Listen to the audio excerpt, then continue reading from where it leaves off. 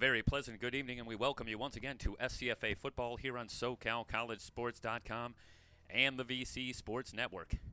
It's doubleheader action tonight as the 2016 SCFA regular season draws to a close here on SoCalCollegeSports.com. Here from Cerritos, it's the Falcons getting set to play host to the Ventura College Pirates. The Pirates have already wrapped up the Northern Conference Championship and have thus punched their ticket into the playoffs here in 2016. And if you've visited our fabulous new website at www.socalcollegesports.com, you have probably already noticed that there is another screen right next door that has the Riverside Mount Sac game getting ready to go from Riverside. A huge matchup in the Central Conference with all kinds of playoff implications. Mike Cepeda and the SoCalCollegeSports.com team are there to bring you that game from Riverside, and we will keep a very close eye on that contest all night. But here, there are some implications as well, as the Falcons will host the Ventura College Pirates. The Pirates do have their playoff seed largely wrapped up, but there is still the question of seed position in the playoffs. This is an important game for the Pirates. They need to win to have a very good shot, one would think, at hosting a playoff game. Meanwhile, a loss here derails their current win streak and, in all likelihood, puts them in a situation where they'll have to travel to open the playoffs, and that will be a very tough game no matter who the opponent is. So a lot on the line here. We'll step aside from the national anthem and rejoin you shortly here on SoCalCollegeSports.com.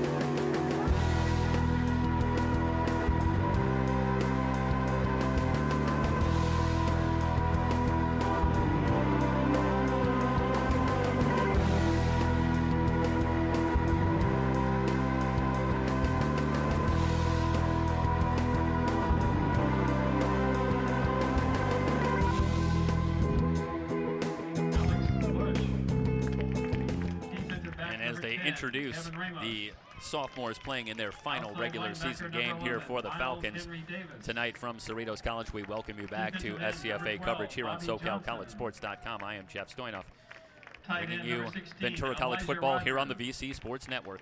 I'm very excited to be here. As we talked about just moments ago, for those following this game for the two schools, certainly for Ventura, there is still a lot on the line here. Yes, they have punched their ticket for playoff football here in 2016, winning the Northern Conference. They're the only team going into action today that had secured a playoff spot, win, lose, or draw in their final game. But when I broached that subject to Steve Mushagian, he very quickly reminded me that in addition to wanting to keep the roll going for the Pirates, they've been so very good here in conference play, they're also playing for seeding here. And there's a recognition on their part that a win here goes a long way toward locking up that home playoff matchup. And when you're talking about the likes of Saddleback College, Fullerton perhaps, Riverside, Mount San Antonio College, all these teams in the playoff hunt, these are teams that you'd much rather face not having to travel. Let's get them at home if you can, if you're Ventura College, rather than having to make that long trip to play those outstanding football teams. So a lot on the line. The Pirates very focused tonight on trying to lock up what they hope will be a home playoff game. Meanwhile, for Jim Cerritos and the SCFA and the entire committee, it's not going to be an easy challenge tonight. A lot of permutations here. Fullerton already won earlier today, and in all likelihood secured a playoff spot with that victory. They knocked Golden West, who was tied at the top of the Southern Conference, out of playoff contention as Nick Mitchell and the Rustlers finish up the season 4-6 after making a very gallant run in conference play. So Fullerton likely there. Saddleback going tonight against Orange Coast College. A win, they're probably in. Riverside and Mount Sac, the winner there probably locks up a spot. Certainly the Mounties would lock up a spot with a victory, as they would be undefeated in the Central Conference and would therefore take that conference championship and secure a playoff spot. So a lot to keep track of tonight. A very busy night in the SCFA, and a stern challenge here moving forward, no doubt, to try and determine, first of all, who the conference champions are. It's been so very competitive, and tie breaks will decide in all likelihood the Southern Conference and very possibly the Central Conference. But then where do you go about trying to choose that fourth team? There are going to be a couple of teams with very strong cases. So we will have all that as we follow scores throughout the night and keep track of Ventura College football here against Cerritos College. Should be a very intriguing matchup. Two teams that run the football very well. The Pirates offense has been prolific, to say the least, so far this season. And you expect that they'll be able to continue that here tonight, but it won't be easy against the Falcon defense. That's very disciplined and plays very solid football, allowing just over 20 points a game on the season, and that's a terrific number in SCFA football. Let's step aside one more time, come back for the opening kick here from Cerritos College. It's SCFA Football on SoCalCollegeSports.com.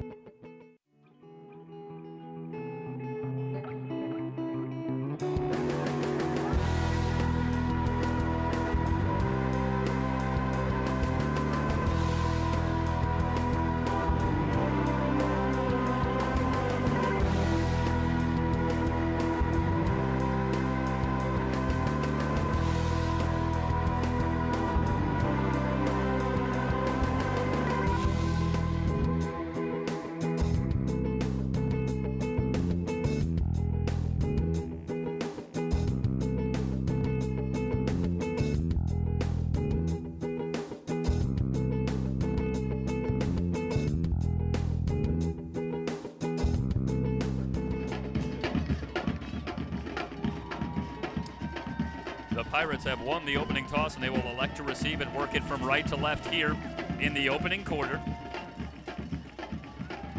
That means that Voshan Crumby and Tanner G will report deep, waiting at their 10-yard line for the opening kick from Adrian Saldana, who's teeing it up. The Pirates come in with a record of 7-2, perfect in conference play. 4-0 in conference, that's a 4-game win streak. Coming into action tonight for the Pirates, it's been an up and down season. They come in 4-5, overall 2-2 in the conference, but they'd love to finish it off here by knocking off the top team if they can. G bobbles the snap, picks it up at the 5, quickly surrounded. He's out past the 10, but he's wrapped up as he struggles his way forward to the 12, so just a 7-yard return for Tanner G, who loses the handle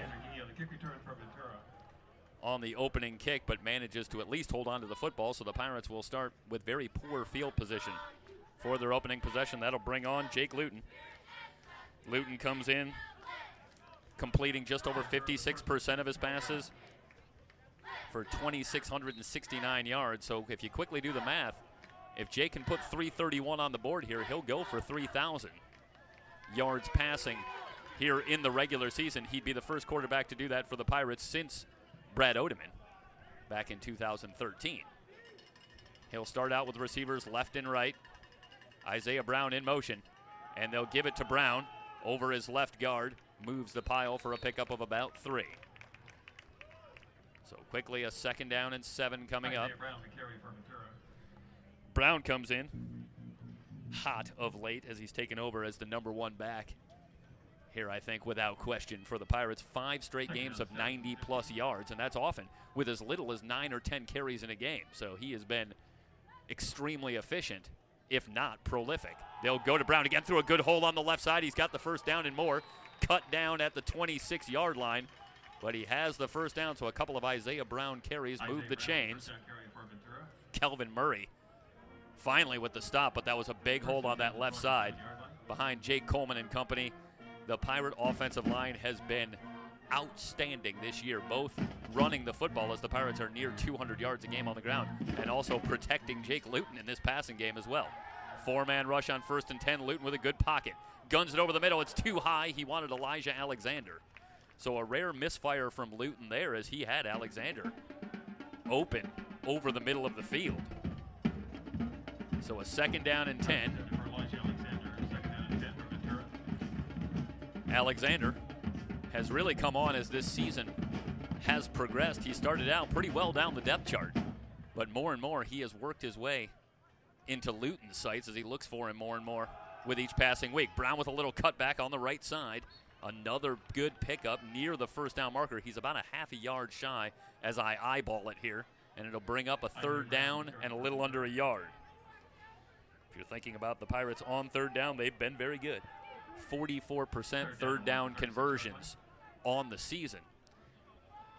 The 44% has them at the top of the Northern Conference. They'll put Broski in the backfield now with Brown. 3 wide receivers. Now they send a man in motion. The give, 1st down and more. Plenty of room into Falcon territory. Jonte Broski. And that may be his first carry of the year. And it begs the question, what are they waiting for? Because Broski looked pretty good running the football. Unless there is a number change here that would be a big surprise. Broski just ripped off a huge gain on a 3rd and short all the way to the Falcon 40. That's a 16-yard run. And the Pirates are on the move on a drive that started back at their own 13. Play action to Brown. Luton over the middle. Complete to Alexander. Alexander into the red zone down to about the 19-yard line. That's a 21-yard pickup. And that looked like the opposite number from the play we saw before. Just a crossing route from Alexander. This time working from left to right. And again, he had good room over the middle. They'll spot it at the 20. So the 20-yard gain gives the Pirates a 1st and 10. Brown, off tackle on the right side, bounces off a tackler. Brown's going to take it in for the touchdown. The Pirates go 87 yards, capped off by a 20-yard rumble by Isaiah Brown. And Ventura College takes a quick 6-0 lead. That took just 2:28 off the clock. And the Pirates continue to roll on offense. They made that look easy. And that's against a Falcon defense that has been pretty darn good this season. Well, you can't make it look a whole lot easier than that. heavy dose of Isaiah Brown, a big third down run from Jonte Broski. Well, Luton only went 1 for 2 on that drive, if memory serves. Shows you how good the Pirates have been in the ground game all season, really. And it doesn't appear to be stopping anytime soon.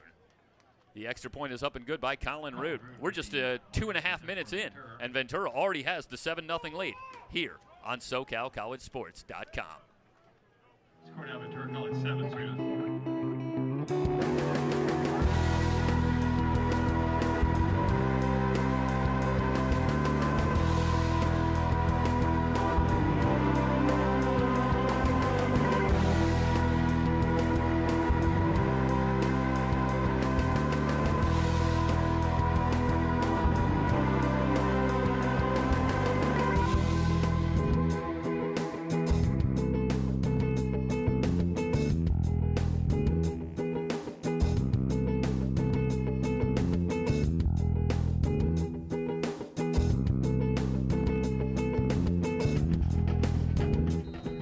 Petrie and McKee will retreat deep for the Falcons.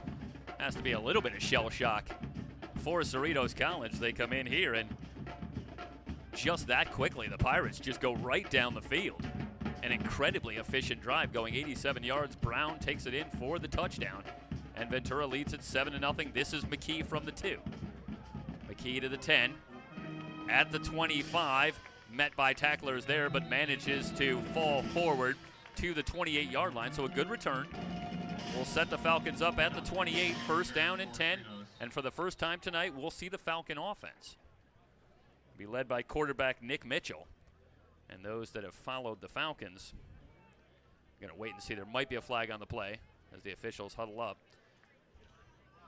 The man to watch for this Falcon offense, Keyshawn Holmes, the tailback who leads the SCFA in rushing in terms of yards per game this season. The penalty on Ventura. So they're going to mark that off. It's an offsides call, but they'll take the return and then take the 5 yards. So to move it out to the 33. Both these teams about middle of the road on penalties, each one averaging between 10 and 11 penalties a game on the season, and that puts them in about the middle of the pack. Mitchell will spread it out, 4 wide receivers, as the Falcons in blue work it from left to right. This is Holmes in motion. They give to Holmes, sweeping to the left, strung out nicely by Zavala, and now Holmes is gang tackled for a loss of a yard. So a spirited beginning for the Pirates on defense, and well, Coach Mushagian talked about that they were very intense for this matchup. No thoughts that they have anything wrapped up, no experimentation here tonight. This is all about going full throttle and trying to wrap up this win, keep the roll going. And they have come out extremely intense. Terrific opening drive and a good play on 1st and 10. Sets it up at 2nd and 11. Mitchell under center with Holmes in the deep eye. Holmes again. Inside handoff, slips out of a tackle at the line of scrimmage and picks his way forward for a gain of about 8 yards out to the 40. So that'll set up a 3rd down and 3. The Falcons, for their part on 3rd down, also very good, coming in converting 42% on 3rd down for the season. So the top 2 teams in the Northern Conference in terms of 3rd down conversions this season here in this one. First 3rd down tonight, it's a 3rd and 3. Double tight end set, and they'll bring both receivers to the near side. Mitchell has the snap. Play action, designed roll under pressure, but Mitchell sidesteps a tackler, still directing traffic. Hurdles a tackler. He's near the 1st down, but by the spot, he's a good 1.5 yards shy. So a nice job stringing out that play. That was Pacheco coming up. And Mitchell was able to leapfrog him, but in the end had to go out of bounds, and he's a 1.5 yards short of the 1st down. That'll bring up 4th down. And Coach Mazzotta taking some time, but it looks like here comes the punting unit, and indeed far too early for what would be a monumentally risky call to go for it here on 4th down. So that'll bring on the punting unit. Brady Renaud averaging just over 36 yards a kick. Crumby waits at his 25-yard line. Whistles come in before the snap. And again, doubleheader action here Game against Cerritos College. on SoCalCollegeSports.com. Final week of the regular season here in 2016. And we've got maybe one of the hottest teams in the entire SCFA, Ventura College, here trying to keep their winning streak going, perhaps playing for a home playoff game. And on our other channel, keep an eye on Riverside and Mount Sac. Huge matchup. Mike Cepeda there with the call. Good kick from Renaud. Crumby has to let this one bounce, and it takes a great kick for the Falcons all the way down to the 15-yard line. So Renaud rips off a punt of, well, let me do the math here, 49 yards. And if you're wondering, that is short of Renaud's long on the season, which is actually 59 yards, but it'll do if you're a Falcon fan, as he does a good job of reversing the field. And the Pirates will again take over with poor field position, but that certainly didn't matter the first time around, as they went 87 yards with no problem.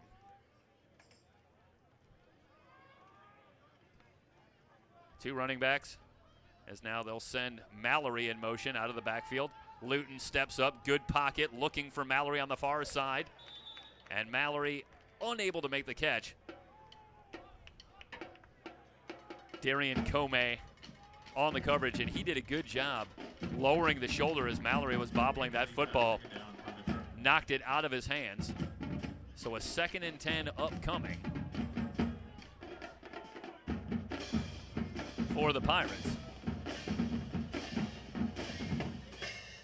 Luton, play action again.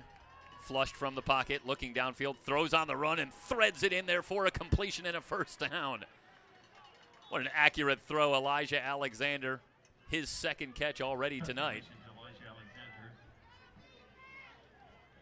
That's good for a first down. It's a 20-yard pickup. Alexander has been the target for Luton on 3 of his first 4 passes. He has 2 catches for 40 yards. The Pirates with another first down. They have it at their own 35. Blitz coming, inside handoff. Burt able to bounce off a tackler, now has the far sideline, dragged down short of the marker after a gain of about 8. Well, that's terrific second effort by Brian Burt. We'll see if we can get the replay. Take a look at Burt as he is met right at the line. And you see Burt bounce off. Able to pick up 8 yards. Back to live action on a 3rd down and short. Some contact on Broski. He wants a flag, and a couple come in. He's going to get the call, and I think that's a good call. Daniel Moore, the linebacker, had coverage on Broski, and he got there a little early. We'll see if we can get this one on the replay. As Broski works in, and yeah, that's pretty straightforward. Broski picks up the pass interference call early on in the first quarter. In our other game, Riverside, a quick 3-0 lead just underway in the first quarter. We'll keep an eye on that one. Here you see the score. Ventura with an early 7-0 lead, and they're driving again after the pass interference call on Moore. Gives the Pirates another first down, now in Falcon territory. Blitz coming. Luton under all kinds of pressure, trying to stay up, but he's going to be sacked for a huge loss all the way back to the Pirate 42-yard line. Coach Mazzotta and the Falcon Brain Trust drawing up the big blitz. Moore coming on the blitz, along with John Collins off the end. And they get there and sack Luton. They'll spot it at the 45. That's a loss of 10 on the play. A 2nd down and 20 upcoming for Ventura. Well, that's news. The Pirate offensive line's allowed just 9 sacks on the season. Luton pop flies looking for Taylor, and Taylor unable to come up with it. So a 3rd and very long coming up. That's how good the Pirate offensive line has been. They've allowed just 9 sacks in 9 games. So a rare sack there, but it's a big one and potentially a drive killer for Ventura, who had it rolling in Falcon territory, but now face a 3rd and 20. Again, the Falcons cheating up, showing blitz. As they spread it out, 5 wide receivers. Luton, again flushed, throws on the run, wants Mallory. Mallory has the catch on the far side. Inside the 20. They'll spot it at the 18-yard line, 37 yards. Luton to Mallory. Take a look at the replay. 4-man rush, and they get some pressure, but Luton pop flies on the run. Mallory down there one-on-one, and he makes the catch, his first catch tonight, and it's a big one. And Ventura now has it in the red zone again. Wide receiver screen, they're going back to Mallory. He takes a big hit at the 15-yard line. Comey drags him down. A pickup of 4 yards on the play. Will bring up a second down and 6. Well, it's so difficult to deal with the Pirates offensively. I mean, they really ran it right down the Falcons' throat on the opening drive. And now this drive, it's been almost exclusively through the air, and they've been just about as effective. Let's see how it finishes out. Burt over his right guard again, bounces off a tackle. He'll take it in. Brian Burt from 14 yards out, breaking tackles and in for a 6. As we'll take a look at the replay, the Pirates this time go 85 yards to pay dirt. And let's watch Burt work on the right side this time. And again, you see him take a hit there right at about the 10. And then a good little cut, takes it in for the touchdown.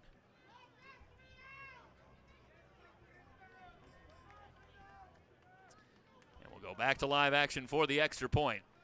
Midway through the first quarter. And the Pirates off to another fast start. The kick from Rude is up and good. And folks, the Ventura College Pirates are rolling.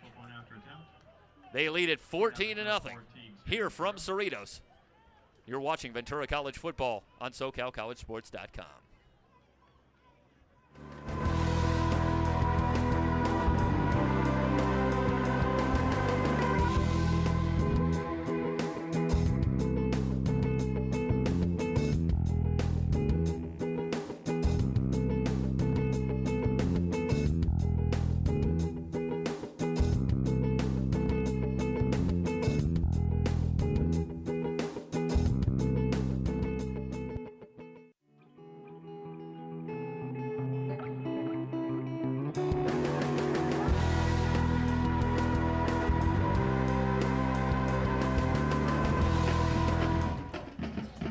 We welcome you back to Cerritos College. SCFA Football here on SoCalCollegeSports.com and the VC Sports Network. So happy you've joined us. And if you're a Pirate fan, you're pretty happy yourself. 7:29 remaining in the opening quarter. And it's all Pirates leading this one 14-0. Petrie from the goal line has a good lane. He's out to the 30. Tries to cut it back, and he's taken down at the 32, but a solid return. And the Falcons will take over with good field position. And they badly need a score, as the old saying goes. Yogi Berraism there, Art. It's getting late early. And you really can't afford to let a Pirate team like this one get ahead of you, because it's not likely that they're going to stop scoring points. We've seen that in a couple of games where teams try to hang around. But it seems that every time you make a little move on this Pirate team, they have a way of answering back with points themselves. So they're a hard team to come back against. Counter to Holmes. Breaks one tackle. Holmes near the first down marker as he's finally stood up after a gain of about 9.5. Where's the whistle? Giving Holmes a lot of time to put forth his second effort there. He was stopped for a couple of seconds, it would seem, before the whistle finally came in. Zavala with a little help from Bradley on the stop. A pickup of 9.5. Call it second and a short one for Keyshawn Holmes. Talked about Isaiah Brown being hot coming in. Holmes with 100 yards plus in each of the last 3 games for the Falcons, as he has taken the lead in the SCFA in rushing. Dual setbacks, play action. Mitchell wants to go deep, airs it out. Gasser with the catch. Gasser's at the 5, brought down near the goal line. He's at the 1. Well, let's get the replay ready. You can't do it a whole lot better than this. It's a great play call on second down and a short one.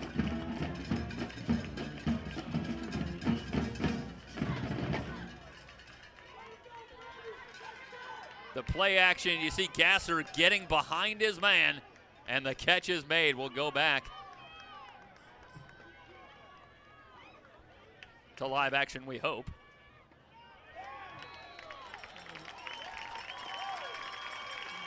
So we apologize for some technical difficulties. Meanwhile, a touchdown run by Keyshawn Holmes from a yard out.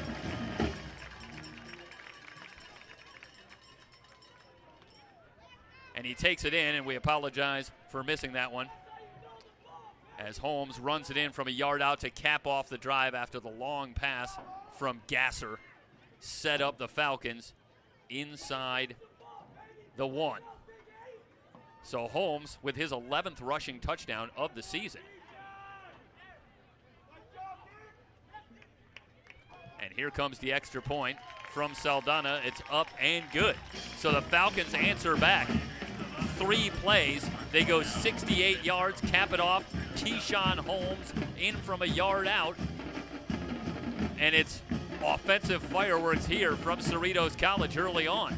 14-7 now, Ventura on top of Cerritos on the VC Sports Network at SoCalCollegeSports.com.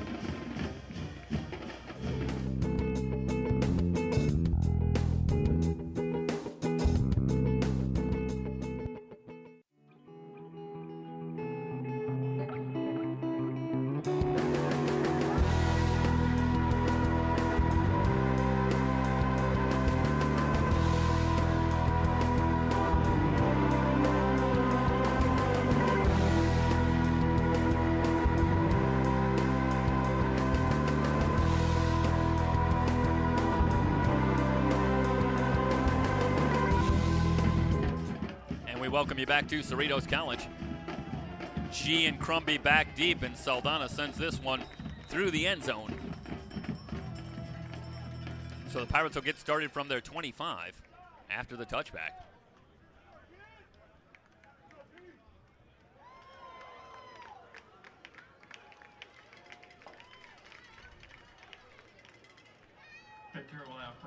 So we just made the point about how the Pirates will give up some points defensively, but one of the reasons that they're very difficult to get anywhere in terms of making a comeback is because they so often are able to answer back offensively after giving up a scoring drive. So we'll see if that holds true to form as the Falcons have come to play. Holmes on a 1-yard plunge has them back within 7. Luton sets up in the pocket, dancing. Now he's flushed away to the right. Still looking downfield. He'll tuck it and run. Gets a block at about the 30. He's near the first down marker. That was Javernick with a big-time block on the right side. Bought Luton a couple of more yards, but more importantly, it's the kind of block that I think you remember if you're on defense. 7-yard run for Luton. And those that have followed the Pirates this season shouldn't be surprised to see that. Luton has himself been incredibly effective on the ground. Javernick in motion. 2nd down and 3. Brown sweeping to the right. Drags Moore for a couple of yards. This will come down to the spot. It's a nice job by Moore bringing Brown down. It's not an easy job. So they're going to say he's about a foot short here. So, well, he didn't get much of a spot. This is a full yard. So a 2-yard run for Brown. And it's 3rd down and 1 coming up for the Pirates. And an opportunity for the Falcons to maybe pick up a quick 3 and out here and get themselves off the field, give the offense a chance to perhaps tie this one up, but a long way to go. They'll empty the backfield. Luton swings it out to Brown. He's got the catch for the first down. Tripped up at the 41. Rios on the stop, but Brown gets 6 yards and moves the chains for the Pirates.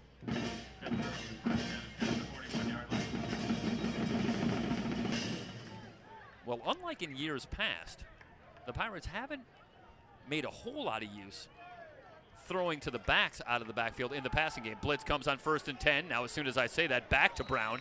This is a short gain on the play. The first tackle of the night for Alex Bush, the Falcons' leading tackler. In fact, Bush leads the SCFA in tackles coming into action tonight. He wraps up Brown there for a pickup of a couple. We've seen some guys in recent years for the Pirates be very effective catching the ball out of the backfield, most notably Aaron Stanton over the last couple of years. Not so much this season. Bert's been pretty good with a couple of touchdown receptions, but Luton's really worked to the outside more. Play action over the middle, completion for another big gain. Brandon Jordan down to the Falcon 32-yard line. That's a bullet from Luton. 25 yards. And Luton is slinging it all over the yard here tonight. It's a perfect night for football. A little warm, but very little wind. You can't draw it up a whole lot better here. Just a beautiful night. Empty backfield on 1st and 10 from the 32. The blitz coming again. Luton, under pressure, throws off the back foot, and it's nearly intercepted. He was going for Cam Taylor. Now a late flag comes in. Kelvin Murray had the coverage, and Murray got up very pleased after nearly coming up with the interception, and then the flag came in. So let's see what the call is.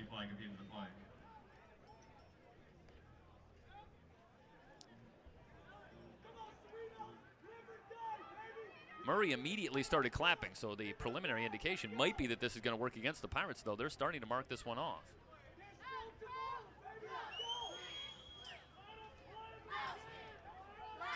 So the call is going to go against Cerritos. And I'm not sure I saw what that was about.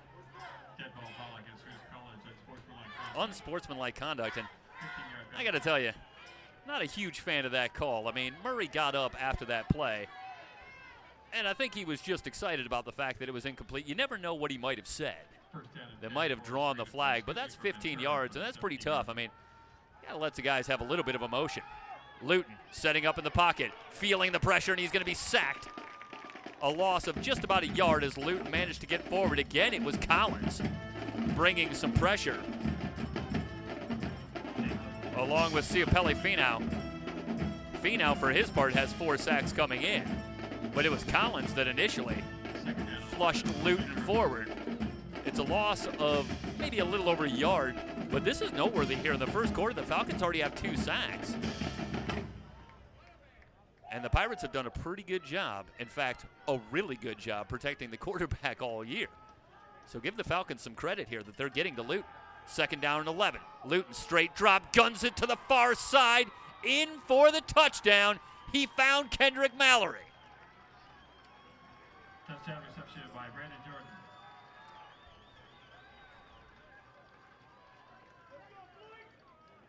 Okay, so it's on the far side, and they're actually saying that's Brandon Durden on the reception. So right about where you normally see Kendrick Mallory, working on the right side from that flanker spot.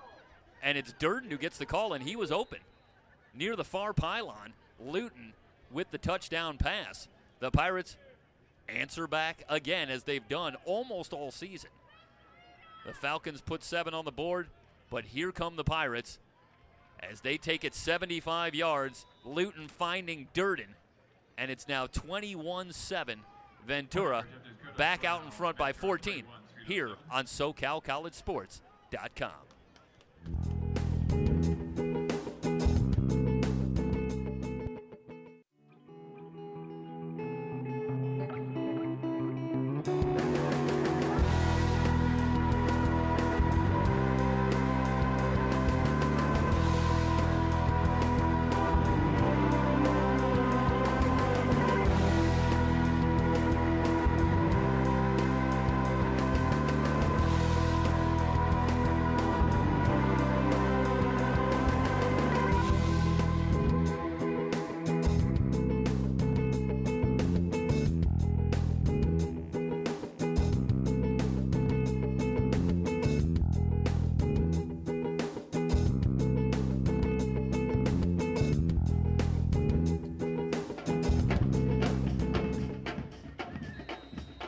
Jake Luton tosses his 30th touchdown pass of the season, finding Durden for a touchdown strike, and the Pirates with 3 touchdown drives in the opening quarter, lead it 21-7. McKee takes the kick from Root about a yard deep, out to the 15. McKee sheds a tackle at the 20. He's past the 30. McKee breaks it. He's into Pirate territory, dragged down from behind at the 36-yard line. In fact, they'll give him the 35. A 66-yard return. Jonathan McKee. That's his longest return of the season. And it sets up the Falcons in Pirate territory as they try to hang around. First down and 10 at the Ventura 35-yard line. Who knows if they could stop this Pirate offense. Falcons coming in averaging just under 23 points a game given up defensively, and they've already almost allowed that much here in the first quarter. Holmes to Mitchell's left. Holmes on the give, circling left, sheds one tackler. He's at the 35 and dragged down for a gain of about a yard. Zavala in on the play with a little help from Darian McIntyre. Darian McIntyre with a tackle from Ventura. McIntyre and Zavala. How many times have they teamed up on a tackle this season? Second down and 9 for Cerritos. So the 1-yard gain for Holmes sets up second down and 9. They'll spread it out with 4 wide receivers.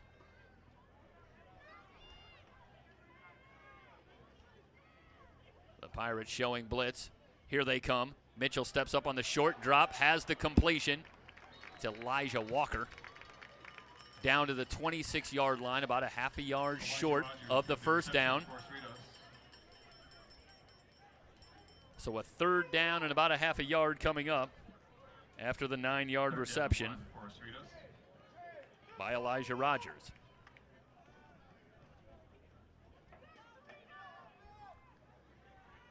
Both receivers to the far side for the Falcons. Holmes in the deep eye on this third down play. Double tight end set. Holmes, inside handoff, falls forward, has the first down, a pickup of a couple. Late whistles coming in. Now a little bit of pushing and shoving after the play. No flags. The Falcons move the chains. Give Holmes a pretty good spot there.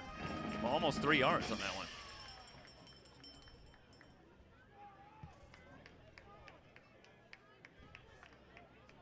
So a fresh set of downs for Nick Mitchell and the Falcon offense as he works from the shotgun on 1st and 10.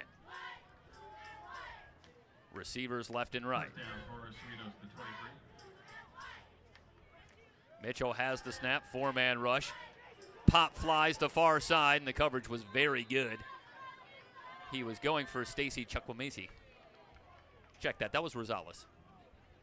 So Rosales working against Kalai Griffin, and nowhere to go for Mitchell with that football. So second down and 10 upcoming. Falcons don't have that single prolific wide receiver. Coming into action tonight was a 3-way tie leading the team in receptions between wideouts Chukwumesi, Jacob Gasser, and Matt Rosales, all with 22 receptions on the season. Double tight end here on 2nd and 10. Mitchell has the snap. Stretch play to Holmes. And he pinballs forward for a pickup of about 3 yards. Down to the 20. Third down and 7 coming up for the Falcons. Neither of these teams have had a whole lot of success in the kicking game this season. Saldana on the season has just 4 attempts. He's 2 for 4 with a long of 31 yards. And you have to think between that and the fact that with the Pirates, you have to think touchdowns, not field goals, if you want to keep up. You have to consider that we might be seeing 4-down territory here. Rogers in motion. Blitz coming. Mitchell steps up, feeling the pressure, reverses field, pitches it ahead. He has Holmes. Holmes to the 5, makes a little move, dives for the end zone, and he's in for the touchdown. Well, we'll get the replay drawn up for you. This is all about Nick Mitchell. Keeping this play alive, he's initially looking right. And he circles back to his left, and all of a sudden, hello. Holmes wide open in the flat, makes a little move at the 5, and gets in for the touchdown. So Keyshawn Holmes with a touchdown rushing, now a touchdown receiving here in the first quarter. And the Falcons again answer. Art, I'm starting to think I'm going to need a calculator for the score here. This one's going over the number. Extra point is up and good, and with 5 seconds remaining in the first quarter. How do you like it? 5 touchdowns in quarter number 1. Ventura still leading at 21-14, but the Falcons hanging around. You're watching SCFA Football on SoCalCollegeSports.com and the VC Sports Network.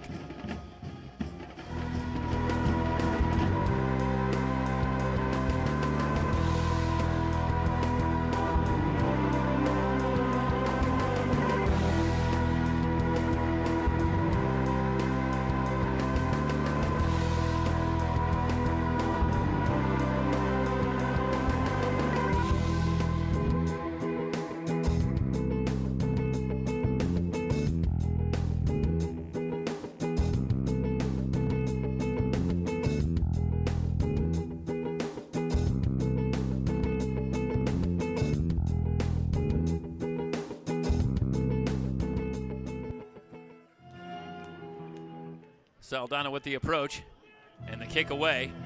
G backing up. He's going to take this one about 7 yards deep, and he'll bring it out. Flips it to Crumby, working to the near side. Crumby with a move at the 20. Tries to cut it back and falls forward to the 30. Well, there you go. G gets an assist on that play, and Crumby, I believe, gets a 37-yard return. The two of them team up, so a little bit of risk there, but the Pirates end up okay. They'll have it at the 30 when we return for the second quarter here from Cerritos College, Ventura, on top of Cerritos on SoCalCollegeSports.com.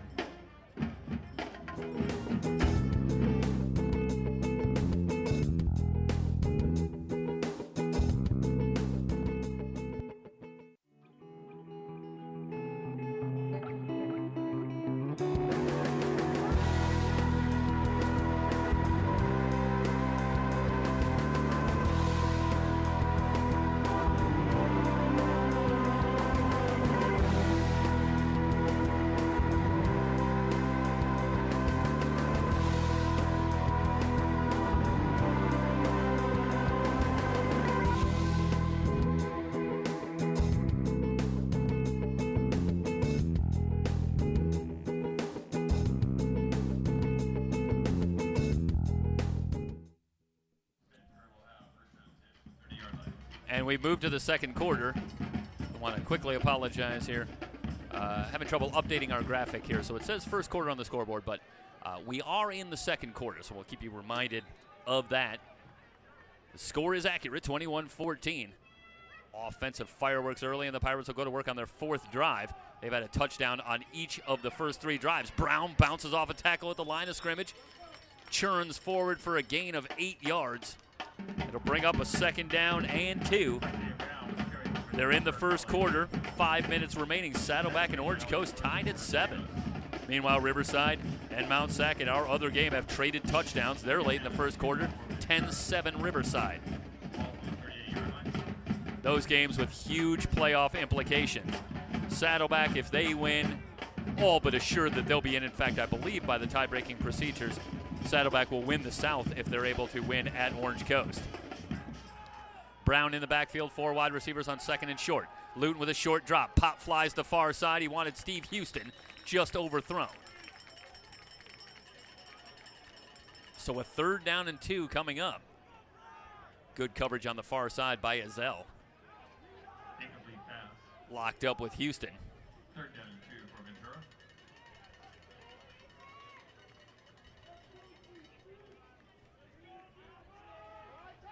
So the Pirates face a 3rd down and short.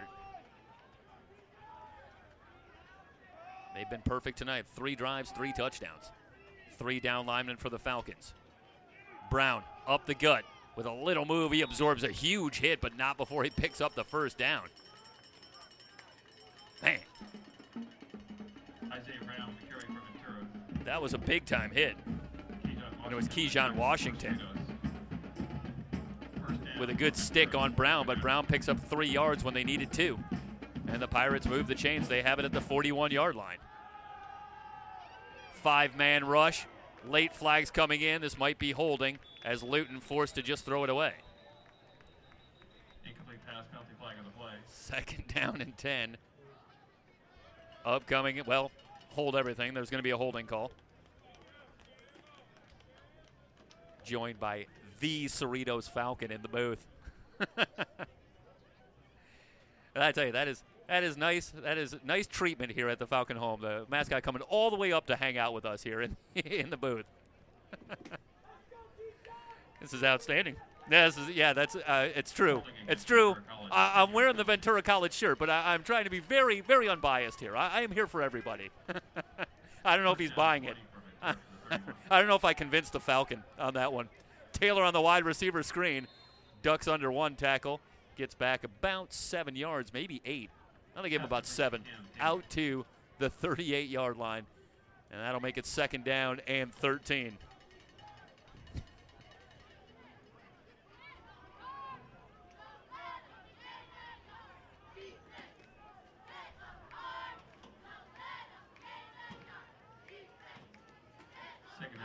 Luton brings them to the line. 13:22 and counting remaining in the second quarter.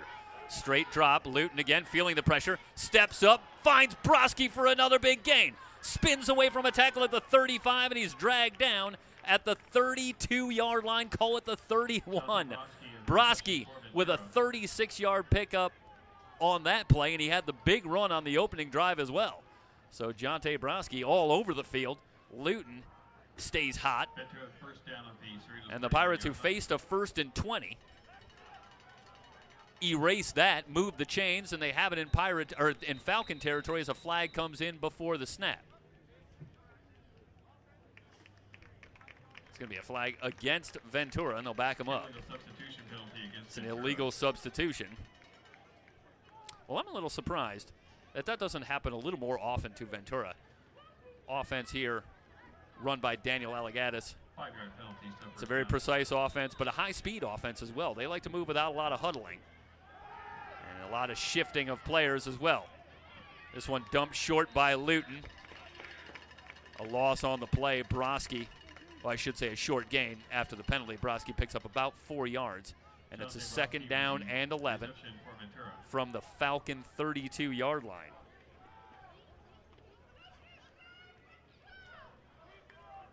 Second down 11 for Ventura. Ball at the 33. 3 wide receivers split out to the left for the Pirates in their road whites here at Cerritos College. Luton, short drop, double pumps, guns it over the middle, and a good catch made in the red zone. Kendrick Mallory down to the 10-yard line.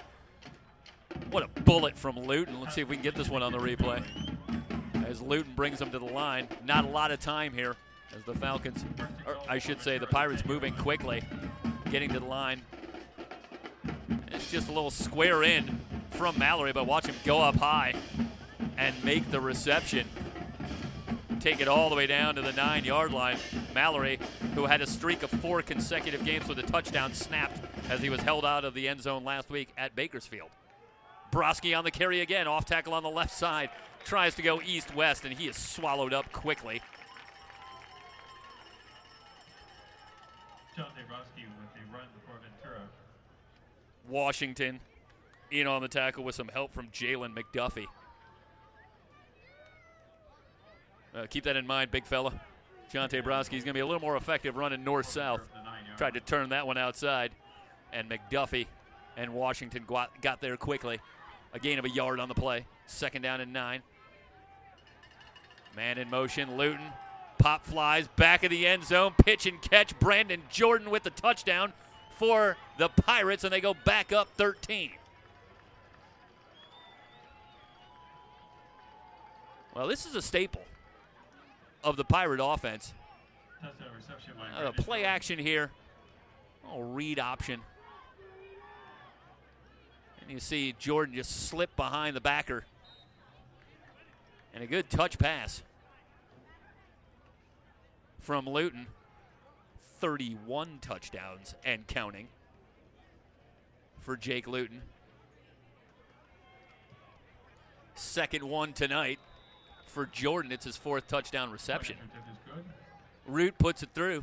Scored out Ventura 28-14. The Pirates stay perfect. 4 drives, 4 touchdowns. Can the Falcons answer? That's what we'll find out when we return. We're in the second quarter. SCFA Football here on the VC Sports Network and SoCalCollegeSports.com.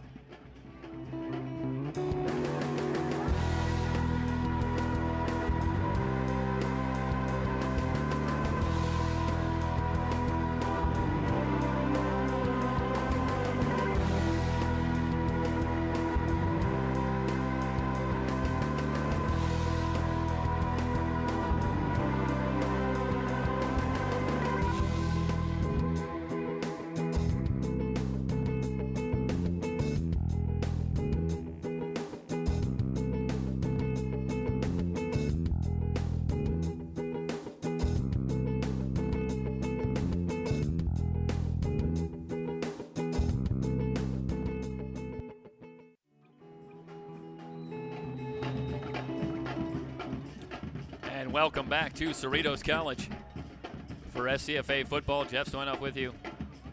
It's the Pirates and the Falcons in the final regular season matchup here in the SCFA regular season for 2016. Short kick. This one taken by the upback out to the Falcon 41-yard line, and it's hard to know if that was designed. Certainly didn't work out very well. Vincent Brown on the return. Ends up at the Falcon 41-yard line, so very good field position here with 10:56 remaining. Looked a little too strong to be an onside kick, and not quite a squib kick either, so I'm not sure what the thinking was there, but either way, it didn't work out too well for the Pirates, and instead the Falcons take over at the 41. Keyshawn Holmes, single setback with receivers left and right as Nick Mitchell looks over the Pirate defense.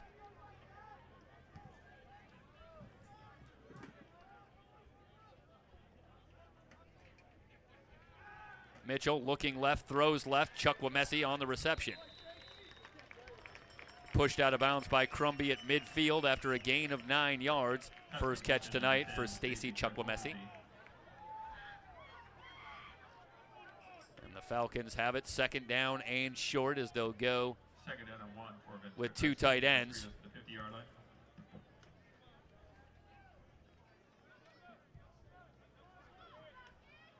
Mitchell working from under center.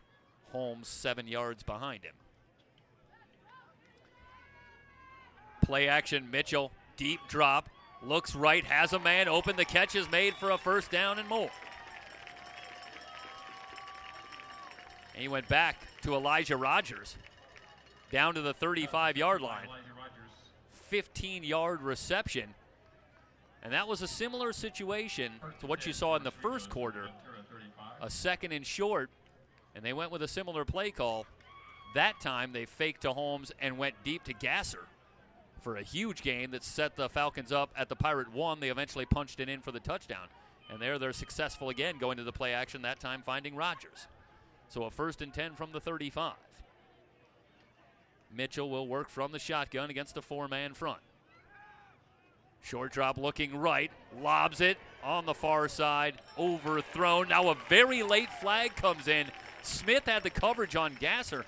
And I got to tell you, a flag surprises me. There was a little bit of a bump there, but the ball looked uncatchable, and it looked pretty incidental. Let's wait and see what the call is, but this is a very favorable call for Cerritos if they get it. And you have to imagine that's what it's going to be based on where the flag came in. And if that is the call, well, they're going to move it up 10 yards to the 25. Defensive holding penalty against So it's a defensive holding call. I don't know if that's on Devontae Smith. That didn't look like holding to me. So either way, the call goes against the Pirates. I was going to say, if it did draw the flag, that was a heady play by Gasser, who kind of held up and sort of managed to bump into Smith, maybe catch the official's attention. So pretty smart play by Gasser, but either way, the call against Ventura gives a fresh set of downs to the Falcons. Blitz coming on 1st and 10. Mitchell looking to the end zone. No signal yet. Touchdown, Falcons. Back to Rogers. What a catch by Rogers. The coverage very good take a look at the replay one more time. Pirates come on the blitz and throw it on the far side. And Rogers comes up with a terrific reception for the touchdown.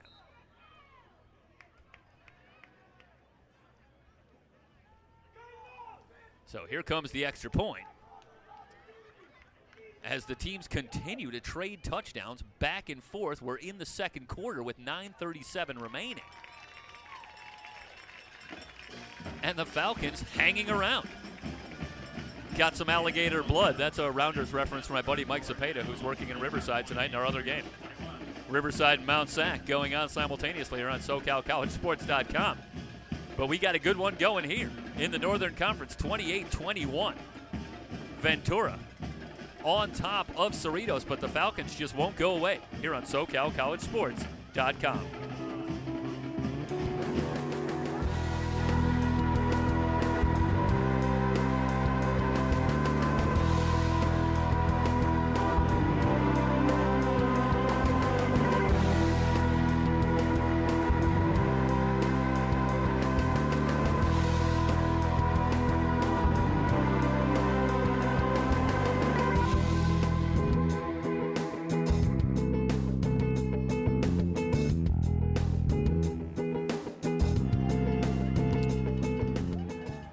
Everything. They're early in the second quarter in Orange Coast with a 14-7 lead on Saddleback College.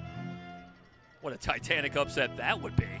Long way to go there, and the Gauchos with an extremely prolific offense. We saw them earlier. Well, I should say we heard them earlier this year on our audio broadcast as they thumped Ventura down in Mission Viejo. This one popped toward the far side, caught nicely by Isaiah Brown. So the teams trade short kicks. And Ventura's going to end up with very good field position at about the 41-yard line. Well, ironically, that is the exact yard line where Cerritos took over, although now I see they're going to spot it at the 39. So the Falcons, okay, they're going to say, yeah, that Brown called for a fair catch, so he went for the return. But fair catch. Nice job, Art. Got Art on top of these things. So the fair catch by Brown gives the Pirates the ball at the 39-yard line. Well, if you're Ventura College on offense, you got to be feeling pretty good. 4 drives, 4 touchdowns, and they've made it look just that easy. But it's a little bit unsettling because this Falcon offense has now started to get it dialed in. They've responded with 3 touchdowns in their last 3 drives. So we got a 7-point game. Brown into the backfield with Broski. Brown sweeping to the far side, trying to get the corner. A flag comes in after a pickup of about 4 yards. It was Kevin Ramos on the stop after a gain of about 3 yards. But let's see what the flag is. Brown was trying to get the corner. This is going to go against the Pirates. I believe this was a hold on the far side. They're marking it off from about the line of scrimmage. So the Pirates set themselves back on the opening play of this drive.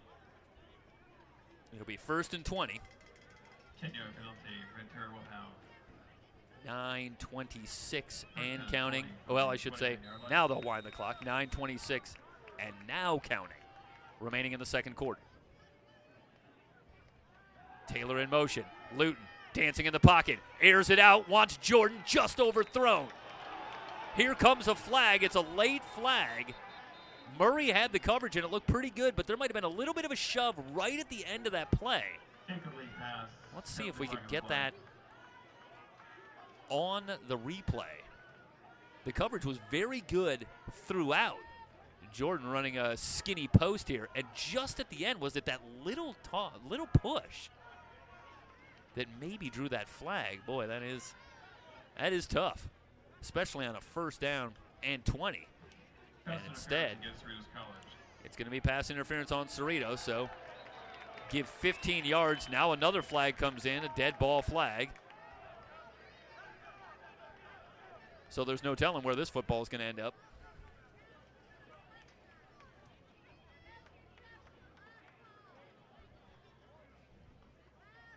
And we'll await a resolution here on the call. Dead ball foul, unsportsmanlike conduct against Ventura. Now it's going to be a wash. The pass interference, but the Pirates immediately give it right back with an unsportsmanlike call. So the personal foul will erase that. And instead, the Pirates will find themselves backed up 5 more yards to the 29-yard line. So now it's 1st and 25.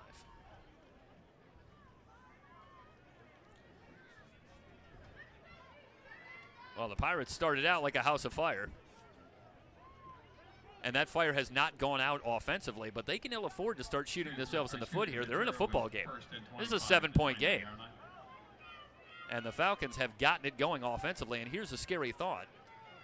If you're Ventura College, they've really done it without Keyshawn Holmes having a big game on the ground. The Falcons really rely on Holmes and the rushing game to get things going, averaging nearly 200 yards a game on the ground. And they've done it largely through the air. Screened out to the far side. Good gain for the Pirates. 1st down and more. Brian Burt on the reception all the way into Falcon territory, down to the 35-yard line. On the reception for Ventura. 36 yards. Takes it to the Falcon 35-yard line. Well, I talked before that they hadn't had the same kind of success throwing to backs out of the backfield. And I did preface that by saying, perhaps with the exception of Brian Burt, who's been pretty good out of the backfield, and Exhibit A right there, a 36-yard reception on the screen. Double pump throw on the far side, looking for Cam Taylor, and it's incomplete, a little bit underthrown by Luton. Comey had the coverage. Locked up with Taylor. So a 2nd down and 10. And the Pirates were very good on the ground on their opening drive, and they've kind of gotten away from that, although it's hard to argue with success. They've still had 4 scoring drives in 4 possessions. But it's really been Luton who's gotten it going. A couple of touchdown passes here in the first half, looking for more on this 2nd and 10 play from the Falcon 35. Straight drop, Luton looking left, wants Taylor again. Pop flies, Taylor reaches out and cannot make the catch. Oh, looked like he almost dialed up the same play. So they're giving Comey a workout on the far side. Luton goes 0 for 2, trying to hook up with Taylor. And now it's 3rd down and 10. 6:30, is that, well, I don't know if that's 6 or 8:39 remaining in the second quarter. 6:39 remaining in the second quarter here from Cerritos. 3 wide receivers to the near side on 3rd and 10. Luton has the snap, 4-man rush. Good protection, Luton steps up, fires toward the end zone, wants Houston, incomplete. Excellent coverage by Azell. Another cannon shot from Luton, but he couldn't quite squeeze it into Houston. 4th down and 10 from the 35, and the Pirate offense isn't going anywhere. The Pirates on 4th down, how about this number? 13 for 18 on the season. But this will be a challenge. 4th down and 10 upcoming as the Pirates will go for it from the 35, and I like the call. 3-man rush, Luton with time, scanning, fires to Houston, and it's incomplete. He threw it a little bit behind him. So the Pirates, for the first time tonight, come up empty offensively. They'll turn it over on downs. That brings a reaction from the Falcon faithful. And now Cerritos with an opportunity to potentially tie this one up as they get it back trailing by 7. Pretty clean first half. Some penalties. A few on Ventura. The Falcons have played a very clean first half. I can only remember a penalty or 2 on Cerritos. No turnovers in the ball game. So the Falcons have it 1st and 10. Mitchell from the shotgun. Mitchell on the keeper. Tries the left side. Brought down by Bradley after a gain of 3 yards. Nick Mitchell with the carry for Cerritos. Tackle made by Kendrick Bailey for... Mitchell had over 90 yards on the ground last week. So he's pretty dangerous running the football as well. We talked about Luton and how good he's been running the ball. Keep an eye on Mitchell. Second down and a short 7 for the Falcons. Holmes in the deep eye. They go to Holmes, inside handoff. Pushes the pile for a gain of about 4. To bring up third down and 2 from the 43-yard line of Cerritos. It's a big third down here for both teams. Falcons starting to seize some momentum here. As the Pirates got off to another fast start, leading at 14-0, but you just had the feeling that playing on the road here at Cerritos, it wasn't going to be that easy. The Falcons weren't going to go away. Handoff on the left side, Holmes with running room. Crumby trying to wrap him up and does, but not before Holmes rips off a gain of 18 yards and a first down to the Pirate 37-yard line. So Keyshawn Holmes starting to get things revved up. He does have a couple of touchdowns here in the first half, 1 rushing, 1 receiving. And the Falcons picking up the pace. They have receivers left and right for this 1st and 10 play. Mitchell under center, has the snap, short drop, throws on the near side. Chukwuemeka with the catch. So Stacy Chukwuemeka, his second catch of the opening half. It's a gain of 6 yards down to the 31.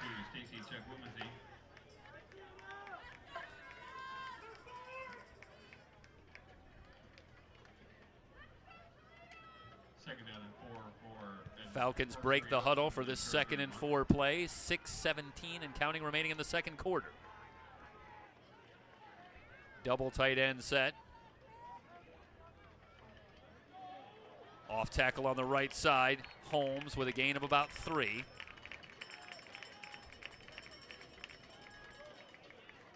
So a 3rd down and 1 coming up. Bradley with another tackle. Gets a little help from Bauma. 3rd down and 1 for the Falcons. So Kendrick Bradley has really picked it up as this season has come along, and Pirates now with a formidable linebacking core. Grant Bauma, Darian McIntyre has been player of the week on defense a couple of times this season for the Pirates, and now Kendrick Bradley.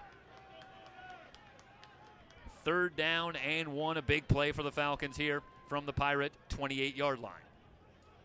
Mitchell under center, has the snap. Delayed handoff to Holmes, working on the left side. Bradley's right there. He looks like he's shy of the first down. Bauma and Bradley combining again to stop Holmes about a half a yard shy. This is going to come down to the spot, but as I'm looking, I think he's about a half a yard shy. Hard to imagine that this will not be 4th down territory. Have to be thinking the Falcons are going to go for it, and indeed, Mitchell looking for the play, and he's got it.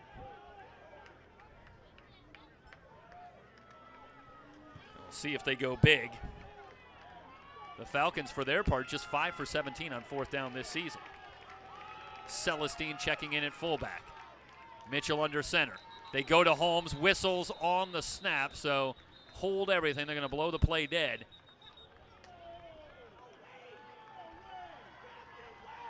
Let's see what the call is. Before the snap, should go against Cerritos. False start on Cerritos, so now a 4th and inches becomes a 4th and 5. From the Ventura 32. Well, the Falcons are still going to go for it. I started to say 5 for 17 on 4th down this season as they go for it here on 4th and 5 from the Pirate 32-yard line. And again, I think you have to like this call. Evans and Jones on the near side for the Falcons have checked in as they empty the backfield. Mitchell with the snap, 4-man rush, looking left, finds Landon Jones for the first down.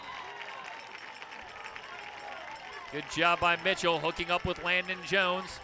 Gets it down to the Pirate 21-yard line. 11-yard pickup on 4th and 5. The Falcons convert, keep this drive alive. Ticking down toward 4 minutes remaining here in the first half. So Holmes back on in the deep eye. for the Falcons. Mitchell gives to Holmes, a little stutter step in the backfield, now picks his way forward down to the 15. A 6-yard run. Bradley on the stop again. He's getting to know Keyshawn Holmes very well here in the first half. So a 2nd down and 4 upcoming. The Falcons continue in the double tight end set. 15-yard line. As Chukwumesi and Gasser split out to the far side on 2nd down and 4. Mitchell from the shotgun. Mitchell on the keeper. Read option, slips out of a tackle. Mitchell's going to go in for the touchdown.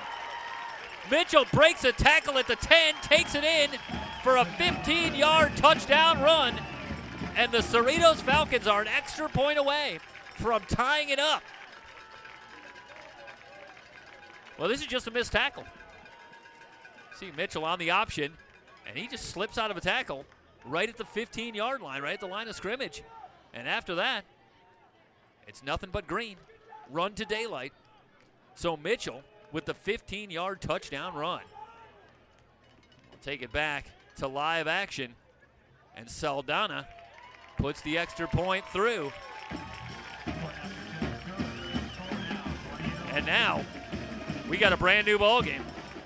Tied at 28, 3:04 remaining. Here in the first half, you are watching SCFA Football on the VC Sports Network and SoCalCollegeSports.com.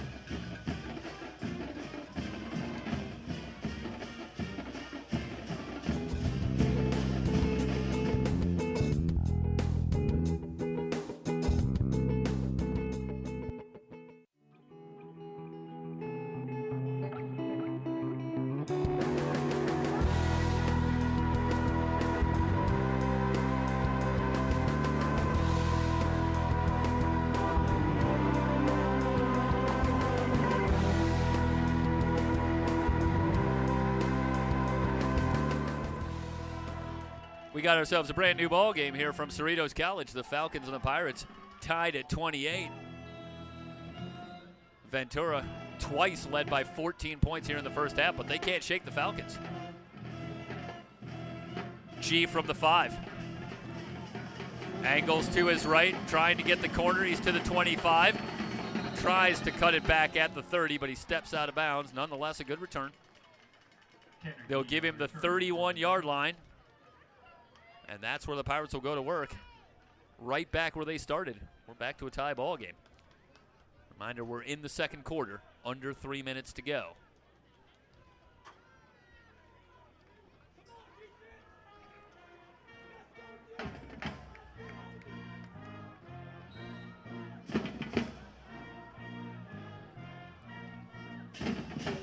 So here comes Luton.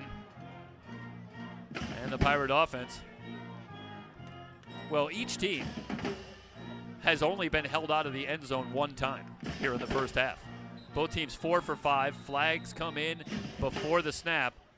And the Pirates have hurt themselves with some penalties here in the first half. And this one's going to work against Ventura as well. Illegal substitution against Ventura. 5-yard penalty. Second illegal substitution call against Ventura here in the first half. So back them up 5 yards. It'll be 1st and 15 from their own 26. Taylor in motion. The give to Burt. Off tackle on the right side.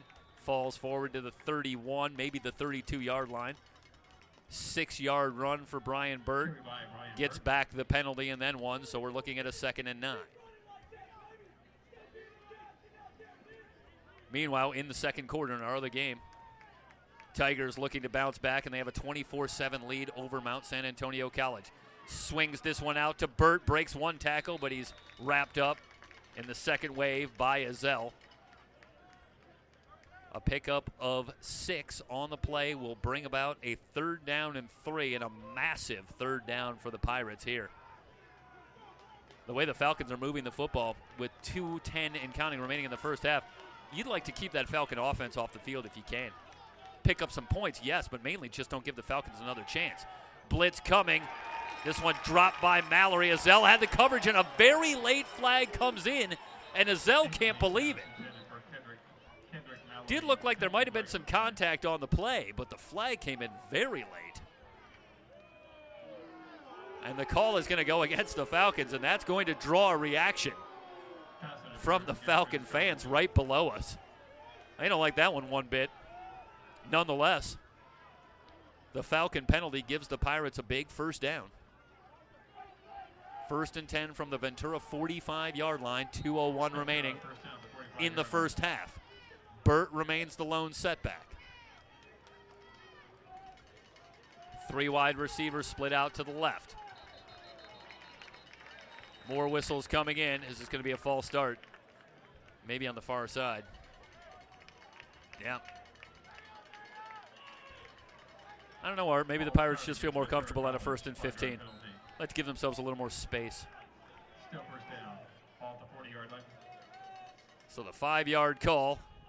1st and 15. Brown will replace Burt in the backfield for Ventura.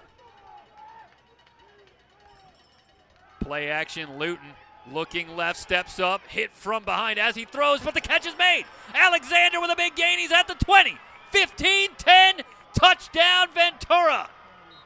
Flags on the play in the backfield. I don't know, this might be a late hit if you're Ventura, or it could be a hold. It comes in, it's going to go against Ventura. So take the touchdown off the board. Another penalty against Ventura here in the first half. And they said that was holding, I believe. Okay, they've tied it up late in the second quarter. Saddleback and Orange Coast tied at 14. And in our other game, just under 7 minutes to go in the first half, Riverside impressive at home, leading it 24-7 over Mount San Antonio College. How impressive is that performance by Riverside in the first half? Mount San Antonio College has only allowed 10 points in 4 conference games combined. Riverside's got 24 on the board in the first half. With the Tiger defense, as formidable as it is, they are in good position, but a long way to go. Luton on 1st and long. Guns the far side, has Taylor out to the 43-yard line. A 13-yard gain will make it 2nd down and 12. Keeping an eye on the clock, 1:41 remaining here in the first half, so plenty of time. Both teams with their full complement of 3 timeouts. The Pirates quickly to the line. 4-man rush. Luton steps up, throws over the middle. The catch is made by Jordan near the first down marker. It's going to come down to the spot. He's got it. Pass completion to Brandon Jordan. He needed 12. He picked up 13. He's into Cerritos territory at the Falcon 44. First down and 10. They'll stop the clock to move the chains.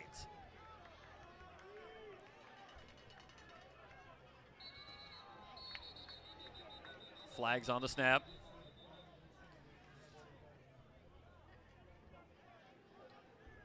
And the Falcons look like they weren't set. So going to pick up the penalty, and this is part of what you hope to accomplish in the hurry-up. Pirates trying to limit those substitutions. I'm getting tired just watching the way the Pirate offense makes you work.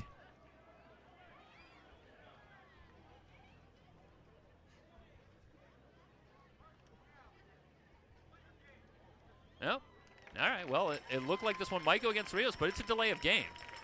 Not sure I understand how that can be when they were in the hurry-up, but Delay game against Ventura, 5-yard. Looking to the far side, but yeah, I don't know about that one. When they completed, they ran right up to the line.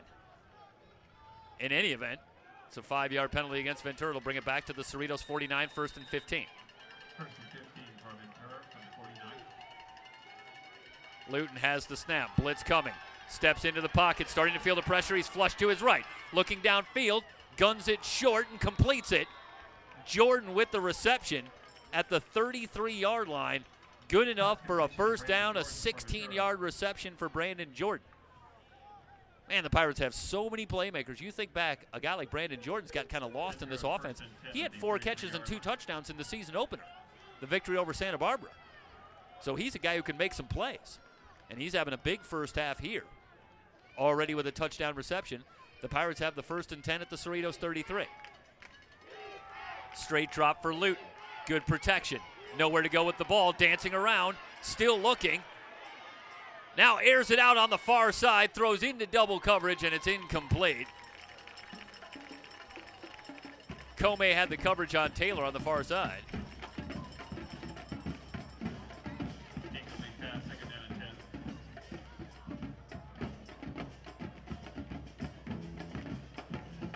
Had to just throw that away.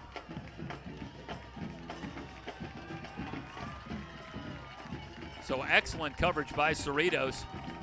Nowhere for Luton to go with the football, and it's 2nd and 10. Football resting on the Falcon 33-yard line. Luton with the snap. Dumps it over the middle to Alexander. Alexander on the run, flags on the play. He has the 1st down. He's inside the 20, down to the 16-yard line, but hold everything.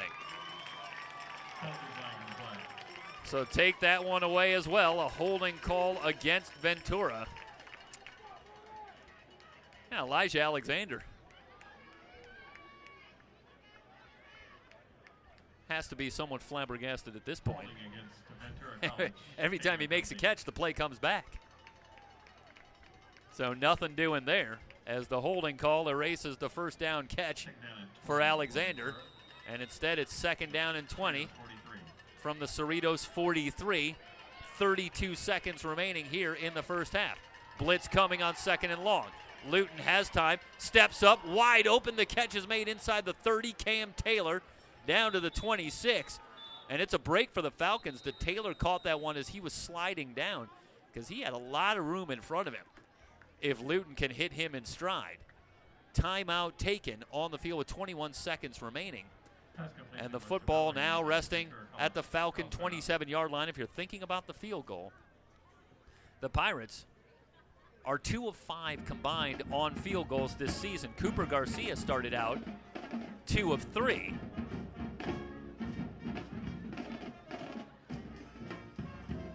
And Colin Root has taken over